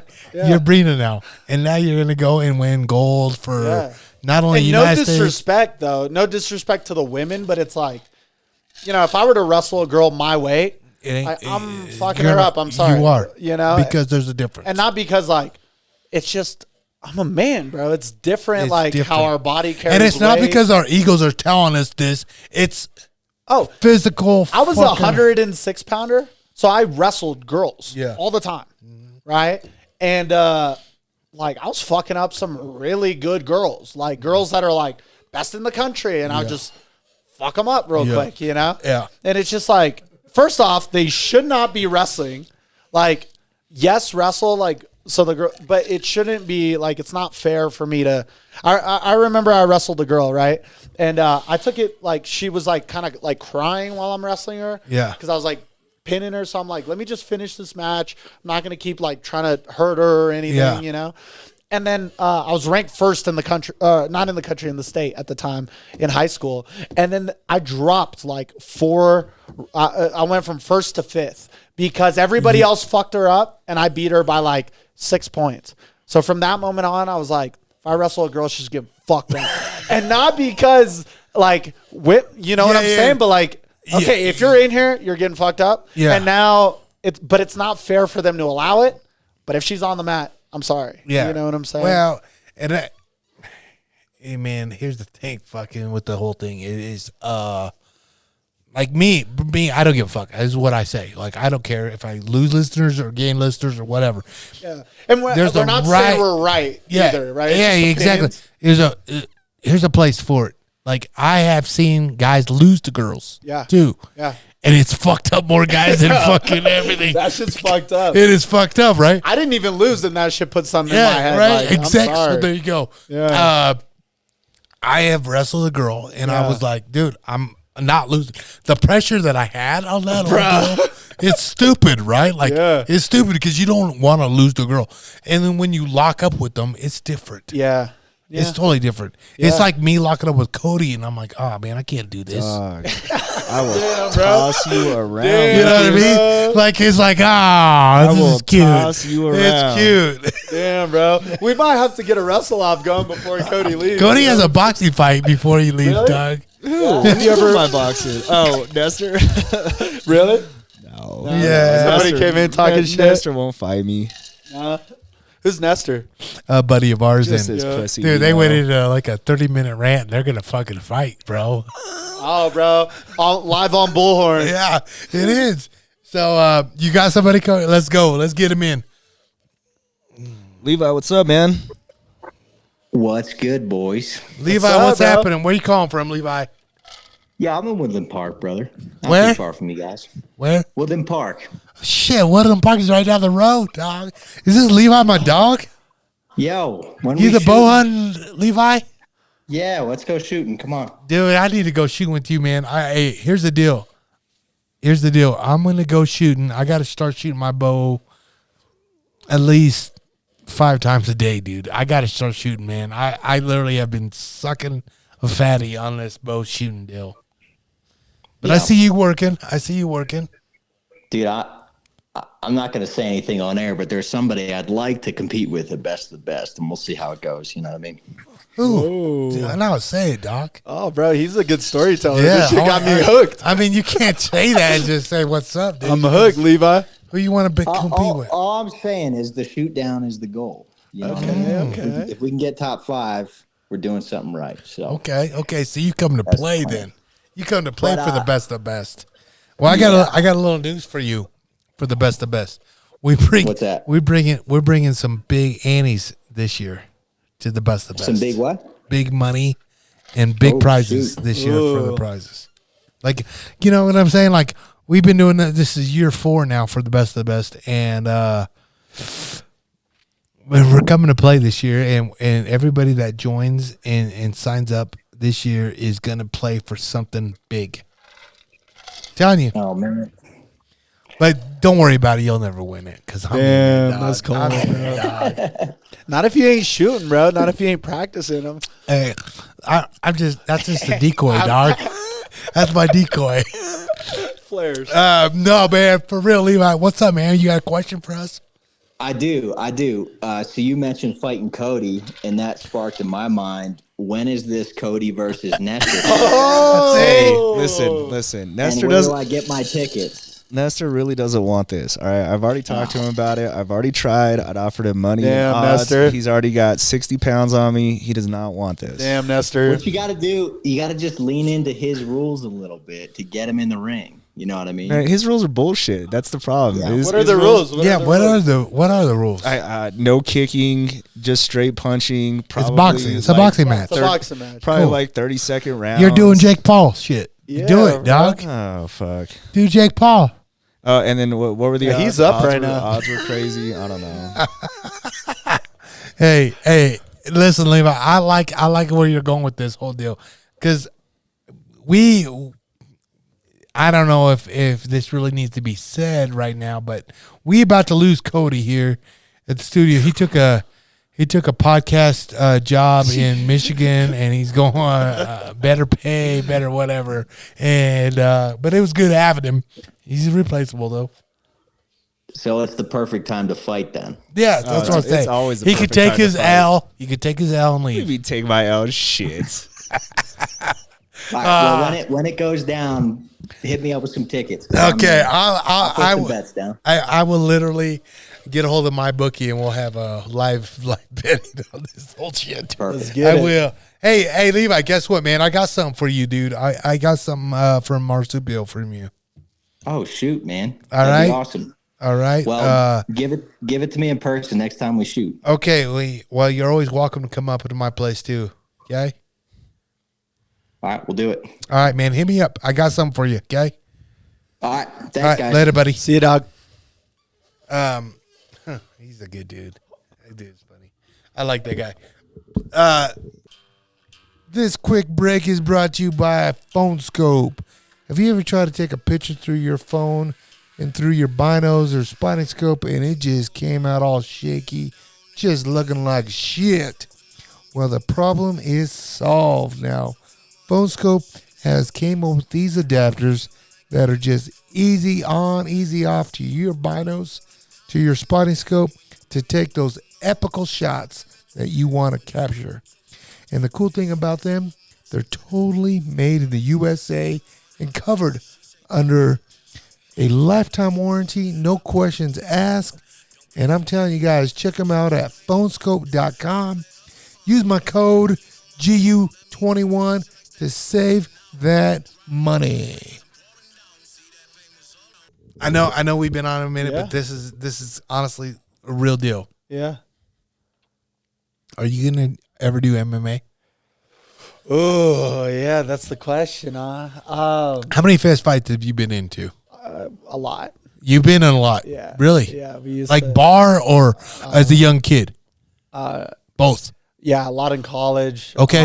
Hey, college, you guys, college. Oh, yeah, I imagine bro. there's a big. I mean, there's we always had like as a wrestler, dude, the you're gonna be football a players fight. that thought they could mouth off, you know what I'm saying? Yeah. You always have people like, I mean, the lifestyle of partying, right? Yeah. Like drinking under the influence, people trying to like alpha each other to Yeah. get like female attention. People are always acting wild. I've never really started a fight. I was just like, and I have something called chronic douche face, right? Is what I say. What do you People- call it? Chronic douche. Like I just look douchey, kind of, and so like if somebody's hating on. Cody was like, how does he knew? Spit it out, Luke. Cody Spit it was out. like, how have you not came on his grinder? Oh my god. No, dude. But literally, like, I got a punchable. So when we were in college, this picture of me and my best friend went viral on Reddit, and it was like most punchable face. It's like what the Was thing your face? was my face. Really? And so, dude, I will always be minding my own business, and then somebody just comes up and just like, there's some shit going on over here. All of a sudden, I get pulled into it, and now we're scrapping. So, I mean, I do like fighting. Really? Yeah, I have a black belt in Taekwondo. Okay. So I grew up like doing martial arts, wrestling. Yeah. The only thing with fighting is, number one, I got a lot of other shit going on, but number two, it's I think it's a long road, Yeah. And I have like addictive personality. So I like submerge myself in it. And then if I start, like I gotta finish. You're all in. I gotta close You're the an all-in chapter. guy. Yeah. So I gotta be like, I gotta hold a belt. Now I gotta do this. Now I gotta do that. And it's just, you know, when you compare it to other stuff, is it worth the amount of time that I'm willing to put into it? Yeah. And so I think I'm gonna try and do the wrestling. You know, make the Olympics. That's huge. That's huge right there. And then we'll see where it takes me. You know, but I would definitely like to fight. I feel like, you know, when I go with guys, if you make the Olympics, right? Yeah. So you make the Brazilian team Olympics. Yeah. You have to go to Brazil and train with the Brazilians. Then? I think I could train here. I actually, James Green, shout out James Green. He's the development coach for the Olympic team for the U.S. Yeah. He just got me into the OTC, so I'll start training at the OTC right in my backyard. You're right there. Yeah. Yeah, so I'm going to start Phenomenal training facility. there. Yeah, dude. Phenomenal. So that's been a blessing, and that came from a buddy who introduced me to him. So I'm super pumped to just, you know, let's see where this takes me. But I'm definitely going to do one. I did a boxing match like a year ago, 2 years ago, a year and a half ago. Yeah. And that was fun. I'd never boxed before. Knocked the guy out in the second round. So Nice. that was cool. It was a good feeling. But I could definitely see myself. You know, I can't wrestle past this Olympics. Like, where am I really going to take wrestling? Yeah. Well, here's the thing, dude. You're so young Yeah. and you do it. But here's the thing, like I said, like MMA is such a small deal. Yeah. If you were just Olympic boxer Yeah. and you're like want to do Olympic Brazilian Yeah. deal, Yeah. I would say, yeah, man, do it. Yeah. Fulfill that dream. Yeah. A wrestler, Yeah. bro, you could go very far. Yeah. And just literally, today was the first time me ever seeing you wrestle today. Yeah. I've been in the game for a Yeah. lot of time. Yeah. Look at what Justin Yeah. has done. Yeah. Look what Archie's has done. Yeah. You could do it. I got to get in there once. I want to know what it feels like to close a cage. You know what I'm saying? If that's something you want to do, Yeah. I'm a guy that never peer pressures anybody. Yeah. And here's the thing: like, do we make money off a guy like you? No, it's a guy like I told you. You take a chance with somebody, and Yeah. like a guy like Justin. Yeah. I didn't think He was going to be Justin. at right? age 42 Yeah. would I still be coaching Justin Gaethje. Yeah. Yeah. I thought me and him would be slamming beers yeah. at a barbecue and going to our kids' fucking Yeah. soccer games. Who knows? Yeah. I would never thought that back in the Yeah. day. It's so different now. I will always say this. I will take a wrestler. Yeah. I will take a high school wrestler Yeah. over an Olympic boxer. Yeah. Really? I will take an All-American Yeah. over fucking Roy Jones Jr. Yeah. Yeah. any day in Yeah. MMA. So how do you feel about this Jake Paul shit going into the PFL? You know, I hard gotta to see. doubt the kid, though. Here's the thing, dude. I gotta see it to believe it, dude. Yeah. He's trying to fight Nate though. Here's So he the wants thing. to box with Nate. He first. wants to bite. Yeah. Here's the thing. Contract, like Jake Paul has enough money where he Yeah. can buy himself out of a fucking Yeah. contract, right? Yeah. I would like to see Jake Paul fucking do MMA before boxing. Right. Right. Right? Well, today he signed with the PFL. Yeah, I know. That's what I'm saying. That's crazy. But though. they said it's a boxing match first. Oh, they're doing like a boxing. Well, yeah, he wants to box Nate Diaz, and then after that, it would be a 2-fight deal where they would go MMA after. So here's the thing. Like, it'd be like me and you. Like, hey, let's do a kickboxing bout. You never done kickboxing. Yeah, that's weird. And then I'll do a wrestling match with you. Yeah. I wrestled enough where, okay, I've been training. Jake Paul's been kickboxing now for a year. Yeah. So I wrestled my whole Yeah. high school. Yeah. It's a different vertical, right? It's a sport. different thing. Like anybody who says, I wrestled for the Nebraska national team, Yeah. I know what the difference between is Right. from a collegiate wrestler to Yeah. not a collegiate wrestler. But before all this shit happened, right? For example, like I knew my level of wrestling, and I remember wrestling with Ben Askren, coached a camp that we went Yeah. to, and Ben Askren was the baddest motherfucker ever. Yeah. And so all this shit comes out, right? He's about to fight Ben Askren. I'm like, there's no fucking way Jake Paul can. I don't. And then they're like, "Oh, it's boxing." Yeah. Ben Askren has never boxed. I'm like, there is no fucking way. Yeah, Ben's gonna lose. There's no way. And then it happens. And then like Tyrone Woodley, I'm like, there's no fucking way. Then it happens. Then Andrew, now I'm like, I don't know if you could doubt the kid. Here's the only thing that I will say. I've been in the sport for a very long time.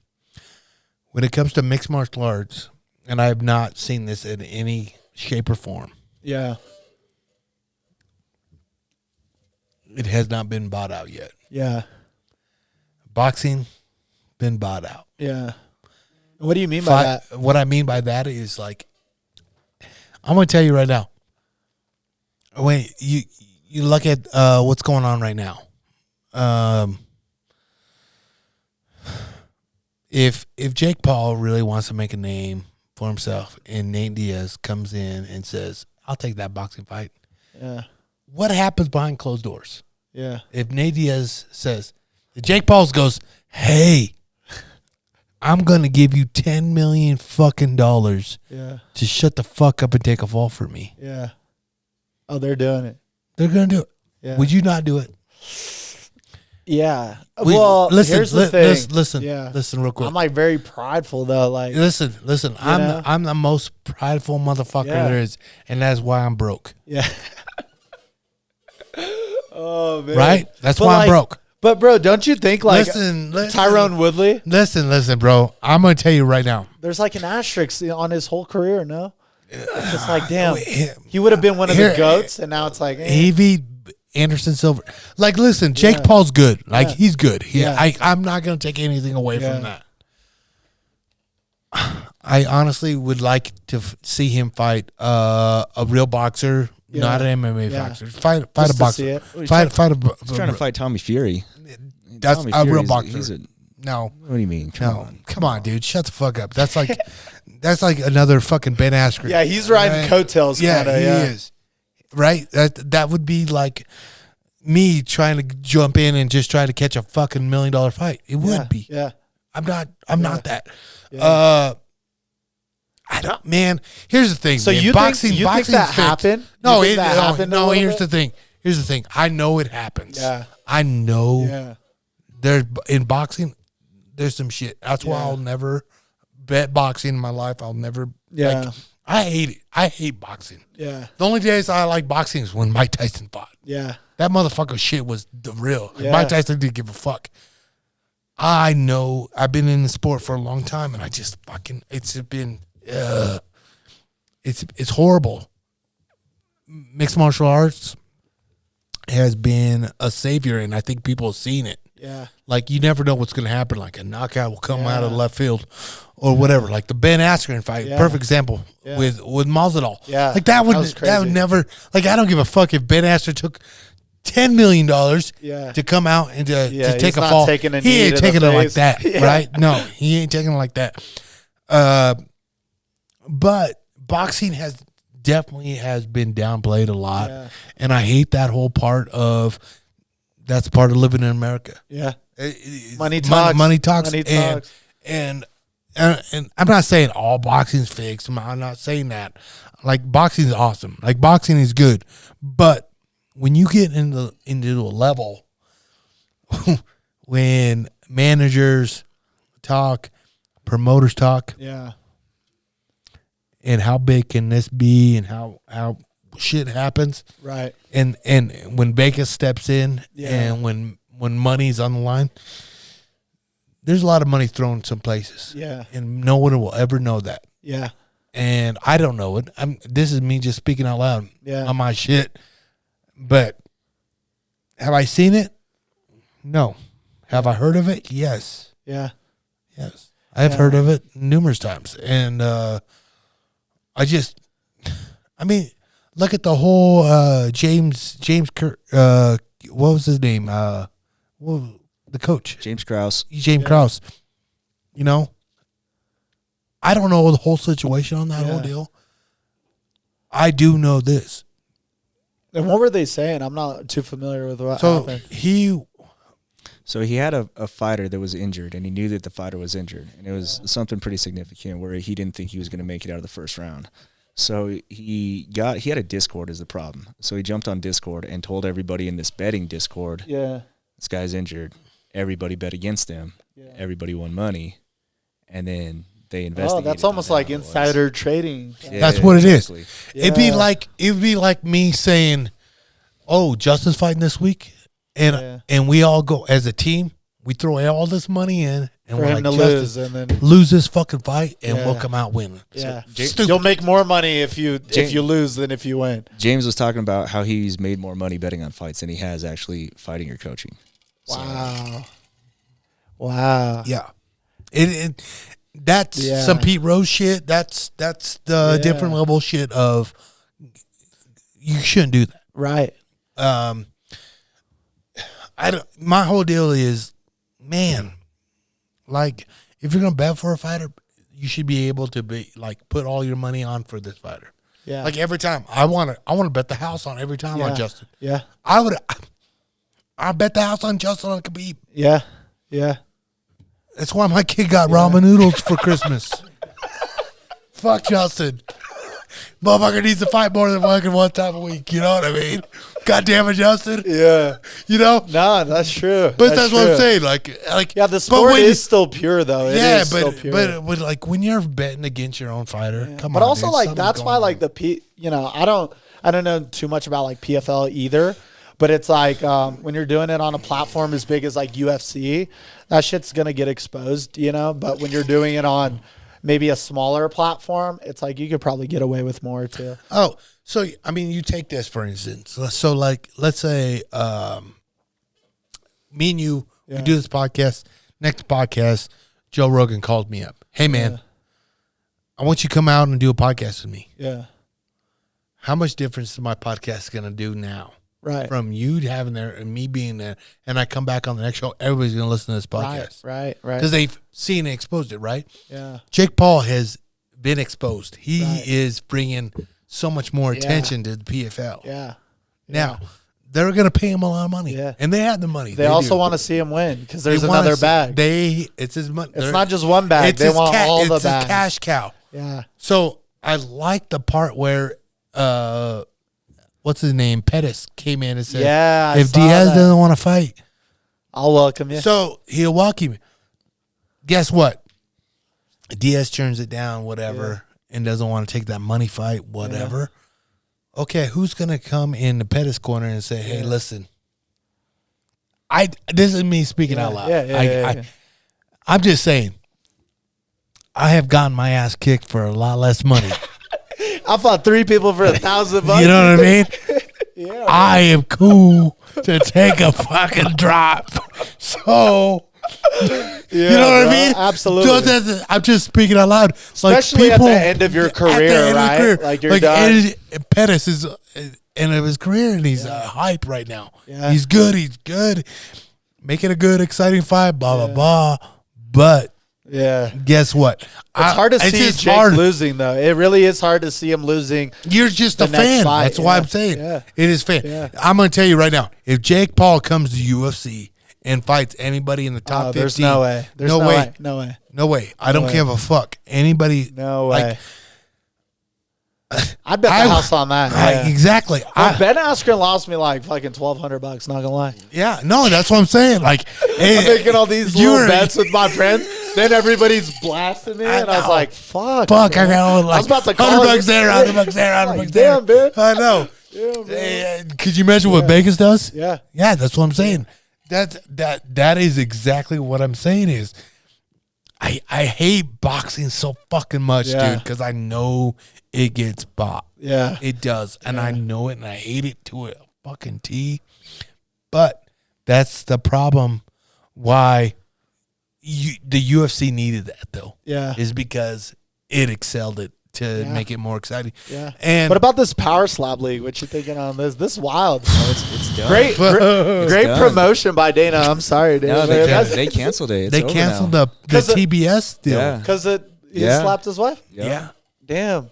For real. Dana's the champ. That was it. One and done. Well, Dana was taking money from him. Undisputed. So here's the thing, man. Yeah. I've known Dana now for quite some time, right? Yeah. And when I was fighting for him, We got the pics right here. Look, Yeah. Well, so yeah, for me fighting with him to Run DMC right to there. now coaching numerous fighters with him. From I'm talking like I've had like Salas, Archie's dude. Yeah. Like I've cornered Salas and just guys, numerous guys. Dana White, me working for him. Yeah. Great dude. Yeah.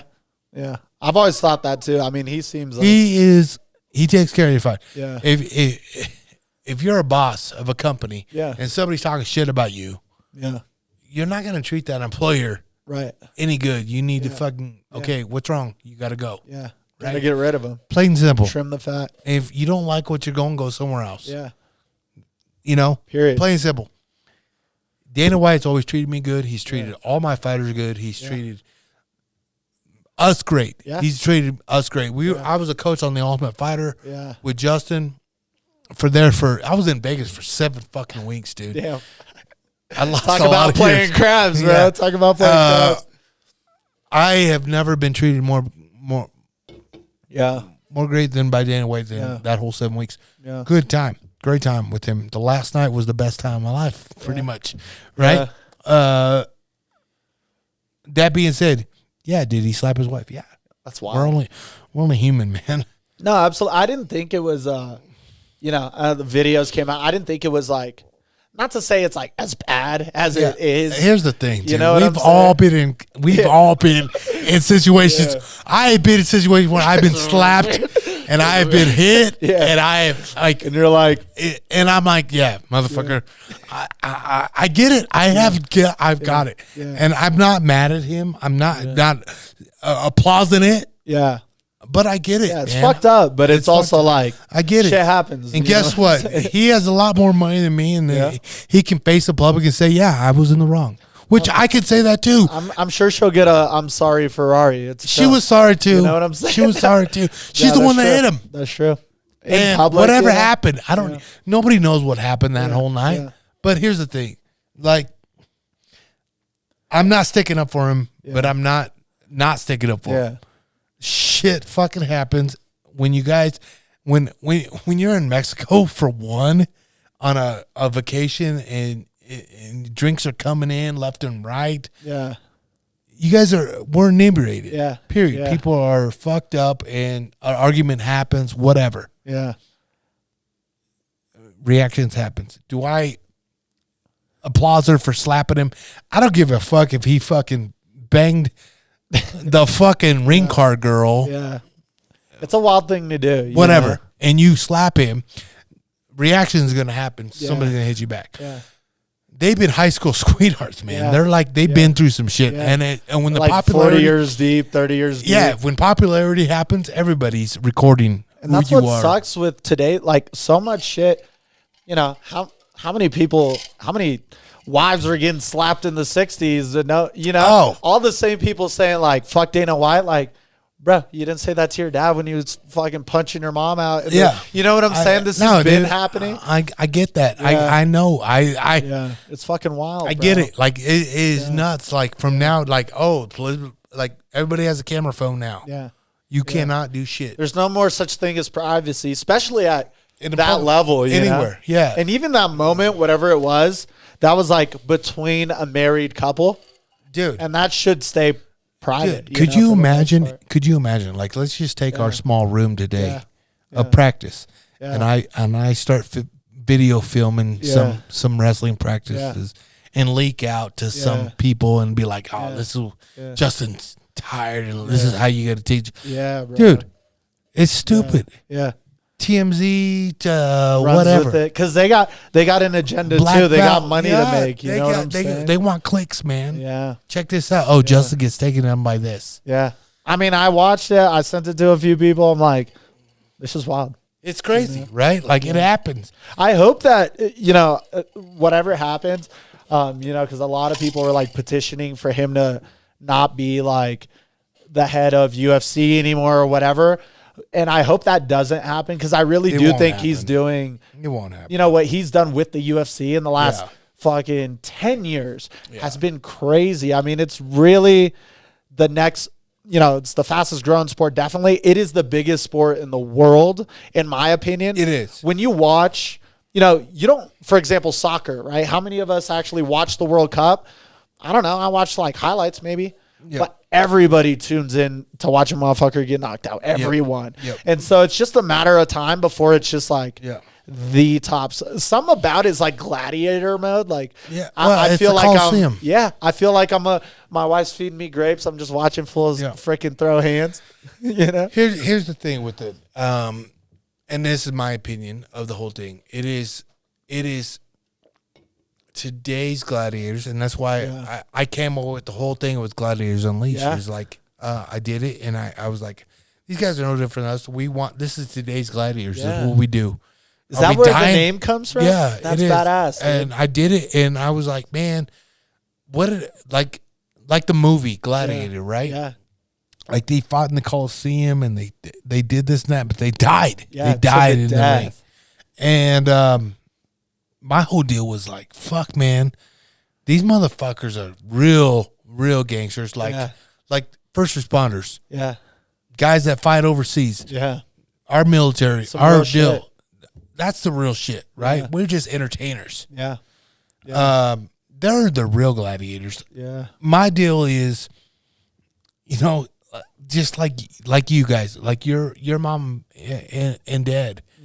They chose to come to America because they knew this fucking country is the shit. It is. It is the best fucking country. And for them, it was like they were coming here to pass the torch. For you. Yeah, it was never like, I'm going to move to America and I'm going to be rich and I'm going to do this. It was this. like, I'm going to give my kids an education and I'm going to give them, you know, new shoes to walk in and, you know, just a better life and maybe a house that doesn't look like a basement or something. How old are they still alive? Yeah. My dad just turned 54. Oh, so he's still young. Yeah, and my mom is 52, turning 53 this and year. And I hope to God, they're going to live a long time. I hope you gave them a great Christmas. Yeah. It's good because they give you everything, everlasting. Bro. It's good. You want to know something crazy? When I used to wrestle, when I first got in college, you know, it's a different level. I'm getting my ass whooped. I used to never tell them where the tournaments were or if I was wrestling because I'm like, I'm not trying to have them drive out, watch me go 0-2 because that's what was happening, or like 1-2. And then the moment I let my parents come, they started coming to everything because your boy got good. So now I'm like, let me show this off, right? And dude, my mom would always be Matt's side, and she just screams in Portuguese. And so nobody knows like what the fuck she's saying. And she doesn't even know like what's going on moves, like, but she's just like screaming. And at first it would like embarrass me a little bit, but then like everybody would like remember my mom, like, oh, you're the guy with the mom that I'm like, yeah, bro. Yeah. And the whole building would stop to watch me wrestle because she's just like yelling in Portuguese, pega ele, Bruno, torce, like yelling all this shit. And everybody's just like, what is going on? Bruno. One time the ref was like, tell him, like talk to her, and was like, because I was always aggressive, like throwing elbows. He was like, tell him no elbows. I'm like, I speak English, bro. Like, I'm not foreign. I speak English. Yeah, no elbows. That's all good. Yeah. You know? That's crazy. Yeah, dude. But it's so cool to have them be a part of it, you know? Yeah. Especially with this wrestling trip, like bringing my dad. That's the blessing, having your family, the people close to you. You got really good really fast. That's what's crazy to me. Yeah. And I just got to say, like, you have, I'm blown away because I feel like I'm a piece of shit because you're 27 years old and you're kicking ass. No way. You're kicking ass, man. I just encourage everybody to fucking keep doing what they're doing. Like, and if you don't like what you're doing, get out and do it. And change it, man. Go fly fish in Tallahassee. You know what I'm saying, bro? That's my dog. Pick up the rod. Here's my deal on that whole deal. Yeah. Because on this thing, on him doing that, he's like inspiring for me because here's the deal, man. We're here to do that. Yeah. We are. Here's the thing. If it fails, guess what? There's always going to be that. There's always going to be landscaping. Yeah. There's always you can always go back. You know what I'm saying? And do that on the side, whatever. I don't care. Yeah. But do what makes you happy. Yeah. Because tomorrow is never promised, dude. I'm going to tell you that right now. Tomorrow's never promised. And fuck, man, that's one thing I will say, man. Live a life that's worth living. Yeah. And I like man, maybe that's the Tito's kicking in, but like honestly, like I want more than anything right now. Well, actually, I want my truck back, but anyways, I want people to if anybody get out of this podcast is like, this guy's a young ass dude that came from Brazil, came to America. I'm here to get it. You know what I'm saying, bro? And I don't appreciate your fucking hockey jersey, dude. Come on. You're not an Avs fan? No, oh, my. dude. This is the easiest time to be an Avs fan, bro. If you had to, no, this is it. I am not a hockey fan. I am. Yeah. I know a lot of hockey players. Yeah. I respect them to death. Yeah. I love them all. I really do.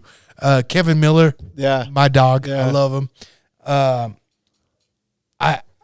I was never into hockey ever. How are you into hockey from Brazil, dude? Bro, have you ever seen playoff hockey? I thought you would be yes, I have. I thought you'd be in soccer. What you call football? I kind of like soccer.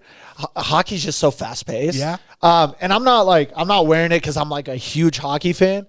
I'm like kind of like I like You're the in it drip. now. I just like the, you know what I'm saying? It You looks in it. cool. Now, like always been an Avs fan, but from afar, like maybe I'll go to a game. Yeah. In a season. Yeah, You know? I've been But to a few. also this jersey, bro. Come on. I You know. don't like the blue? I know. I like it. I'm feeling fresh. Here's the thing. Yeah. I had to give a shit because it's Yeah. hockey. Yeah. But I will say this: you could have came here and wear a Broncos jersey. I could have. Broncos suck his dick right now, but Bro, guess it's hard what? to be a Broncos fan now. You know what I'm saying? I still do it, dog. You know what I mean? You know what I Yeah, mean? shout out Russell Wilson, bro. Yeah. The guy got sacked like 8 times and is making 180 mil. Hey. I'm hoping they can pull it together. I'm glad they fired whoever they fire whoever you need to fire. But like let's saw win a different. game, I bro. saw a different click. Yeah. After they fired them deal. Yeah. But here's the thing, man, and I talk to a lot of people that are inside the system. I don't know shit. If it was fighting, I get it, right? I know the deal. We don't play football. We don't play football. I just hear hearsay. Motherfuckers, he's not a team player. Yeah. He's not. I don't think he's a fit for here. Yeah. I don't know. I wish he was because I thought he was the answer, but Yeah. I was don't like, know. yo, we got This is it. This is it. This is it. This But is it. I don't think so, man. I really don't. But either way, I don't know shit. But I do know this: we ain't going no fucking playoffs. Yeah, bro. I know that. 4-13 or whatever it is. I know that. I know we ain't going no motherfucking That's playoffs. rough. Anytime you subtract the number and Yeah. it's negative, it's like, maybe And this isn't it. we pay all this money for this shit, and we ain't getting nothing. It's Yeah, a bullshit. Where can people find you at, Bruno? If you guys want to follow my journey, I'm on Instagram. That's BRVNO. It's huge. Yeah, it's popping, bro. Get in there. I You'll need see to some find out cool what's shit. happening, dude. I need to get on that dude. train. Yeah, you got BRVNO on Instagram. The Bruno's podcast, BRU, and then Knows, like KNOWS. I'm on LinkedIn. That's what I do, baby. That's what you Get do. me on LinkedIn. I am not on LinkedIn. Yeah. And I've got numerous people hit me up Yeah, on that. bro. Let's Is get that you on where LinkedIn. it's at? Well, that's for certain industries. That's where the money is. You know, especially if you're B2B, as you know, a business owner, you need to be on LinkedIn. Really? You know, everybody on like Facebook, for example, they're a CEO of a huge company on Facebook, but on LinkedIn, that shit's credible. You know, you got your employees there. Everybody's, you know, everything's true on LinkedIn. Really? So it's a lot easier to get in front of who you want to get in front of. And if you are on LinkedIn, if you have a business, if you need sales development, right? Front end activity, prospecting, hit me up, hummingbird.org. You know, we'd love to. Mainly, we work with financial advisors, but this shit works for everything. Really? Yeah, it works. That's for crazy. everything. Yeah, we'll get you on LinkedIn. We'll get a profile. I gotta try something. I gotta try something different. I'm all about opportunity. Yeah, we'll get a It's nice just- little headshot. You know what I'm You saying? know what I'm saying? We'll throw it up there. I like it. Yeah. Well, thanks for having me, bro. This has been awesome. For real though, like honestly, it's been fun. Like my whole deal is like, we'll bring you back on. We'll get I'd love to come back on. Archie or someone like that, and Yeah. bring your girl. I don't care. Yeah. Like we'll get you guys back Yeah. on and we'll have fun. Like my deal is like I like having conversation with people I like. Yeah, and it's just so weird how things work out because like today at practice. Yeah. Like when you showed up, I was like, "Oh, cool, I get to know." And then I saw you wrestle. I was like, "Damn, Yeah, bro. We got to you meet ain't taking before. this motherfucker down, dog. You ain't taking this motherfucker down."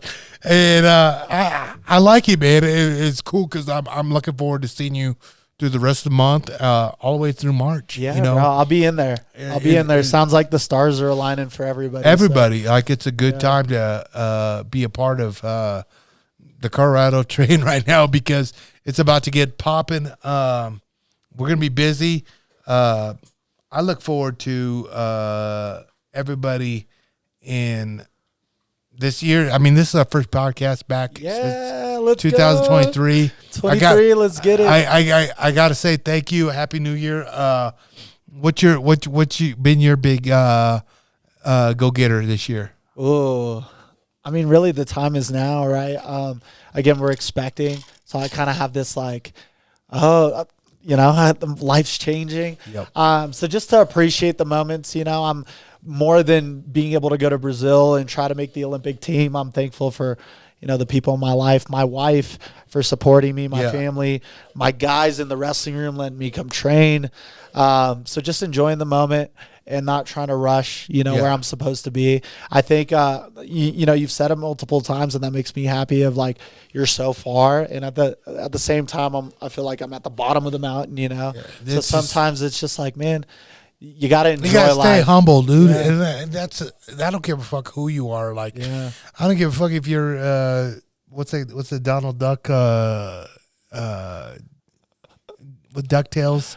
Who knows, bro? The fucking DuckTales, dog. Come on. McScrooge or Scrooge McDuck, Scrooge McDuck, with piles of fucking coin in it, dude. Yeah, you have to stay humble. Absolutely. I don't care how much you got stacked up in the bank. Yeah, remember what got you there, I don't care what car you're driving. Yeah, I don't care what. Vertical doors, by the way. Just kidding. Damn it, motherfucker. But hey, we'll throw some on the truck. It'll look cool, bro. Hey, not the rental. Not the rental. Get your truck back. But I honestly like it doesn't matter what you do or where you are. If you want to better yourself, you can. Yeah, you really can. Absolutely. You just got to get to it. You got to stop playing the victim, right? Quit listening to it and do it. Yeah, you know what I mean? Make it happen. It's a lot easier. How can I do it? Well, what can I do? Do it. Yeah, it's a lot easier. Do what you want to do. And the only way you learn, is by doing. That's how most people are. So, like, if you want to be a pro fighter, well, you got to go to practice and see if that's even what you want to do. Then you got to do it again to get right. You just try stuff. And if you want to fly fish in Tallahassee, then you fucking move to Tallahassee. You know what I'm saying? Do it. Then you pack your shit. You say bye to the people you love. You know what I'm saying? Just no, make it happen. It's facts, bro. What do you want to do? It is fucking facts. Yeah, it is absolutely. Facts. And that's one thing I will say. Like right now, we talked a couple weeks ago. My boy Cody, he gonna do some shit somewhere else. Yeah. How am I gonna stop him from doing his dream or doing whatever? Yeah. Cool. Absolutely. Do it, dude. Absolutely. Move it. Do it. I'm all for you. Yeah. Guess what? We're all gonna be here when we get back. Yeah. Let me know if you need me. I'm here. You know what I'm saying? Absolutely. Hey, on that being said, been a great podcast. Oh yeah. Happy New Year, everybody. Check him out. Bruno Knows podcast. My Tomas, are you ready to move up? Yes, sir. Yes, sir. We out. See you guys. Hey guys, I wanted to hop on here and give you guys a big shout out and say thank you for all your support. Do me a favor, check out that Bullhorn app. Give us a subscribe on that app. Man, you guys can watch us live right from your phone. Call in, ask Cody questions, all from the app. So check it out. And make sure you guys give us a follow on the IG at GU_Unfiltered_ and at Gladiators Unleashed. And if you're a patron, love you.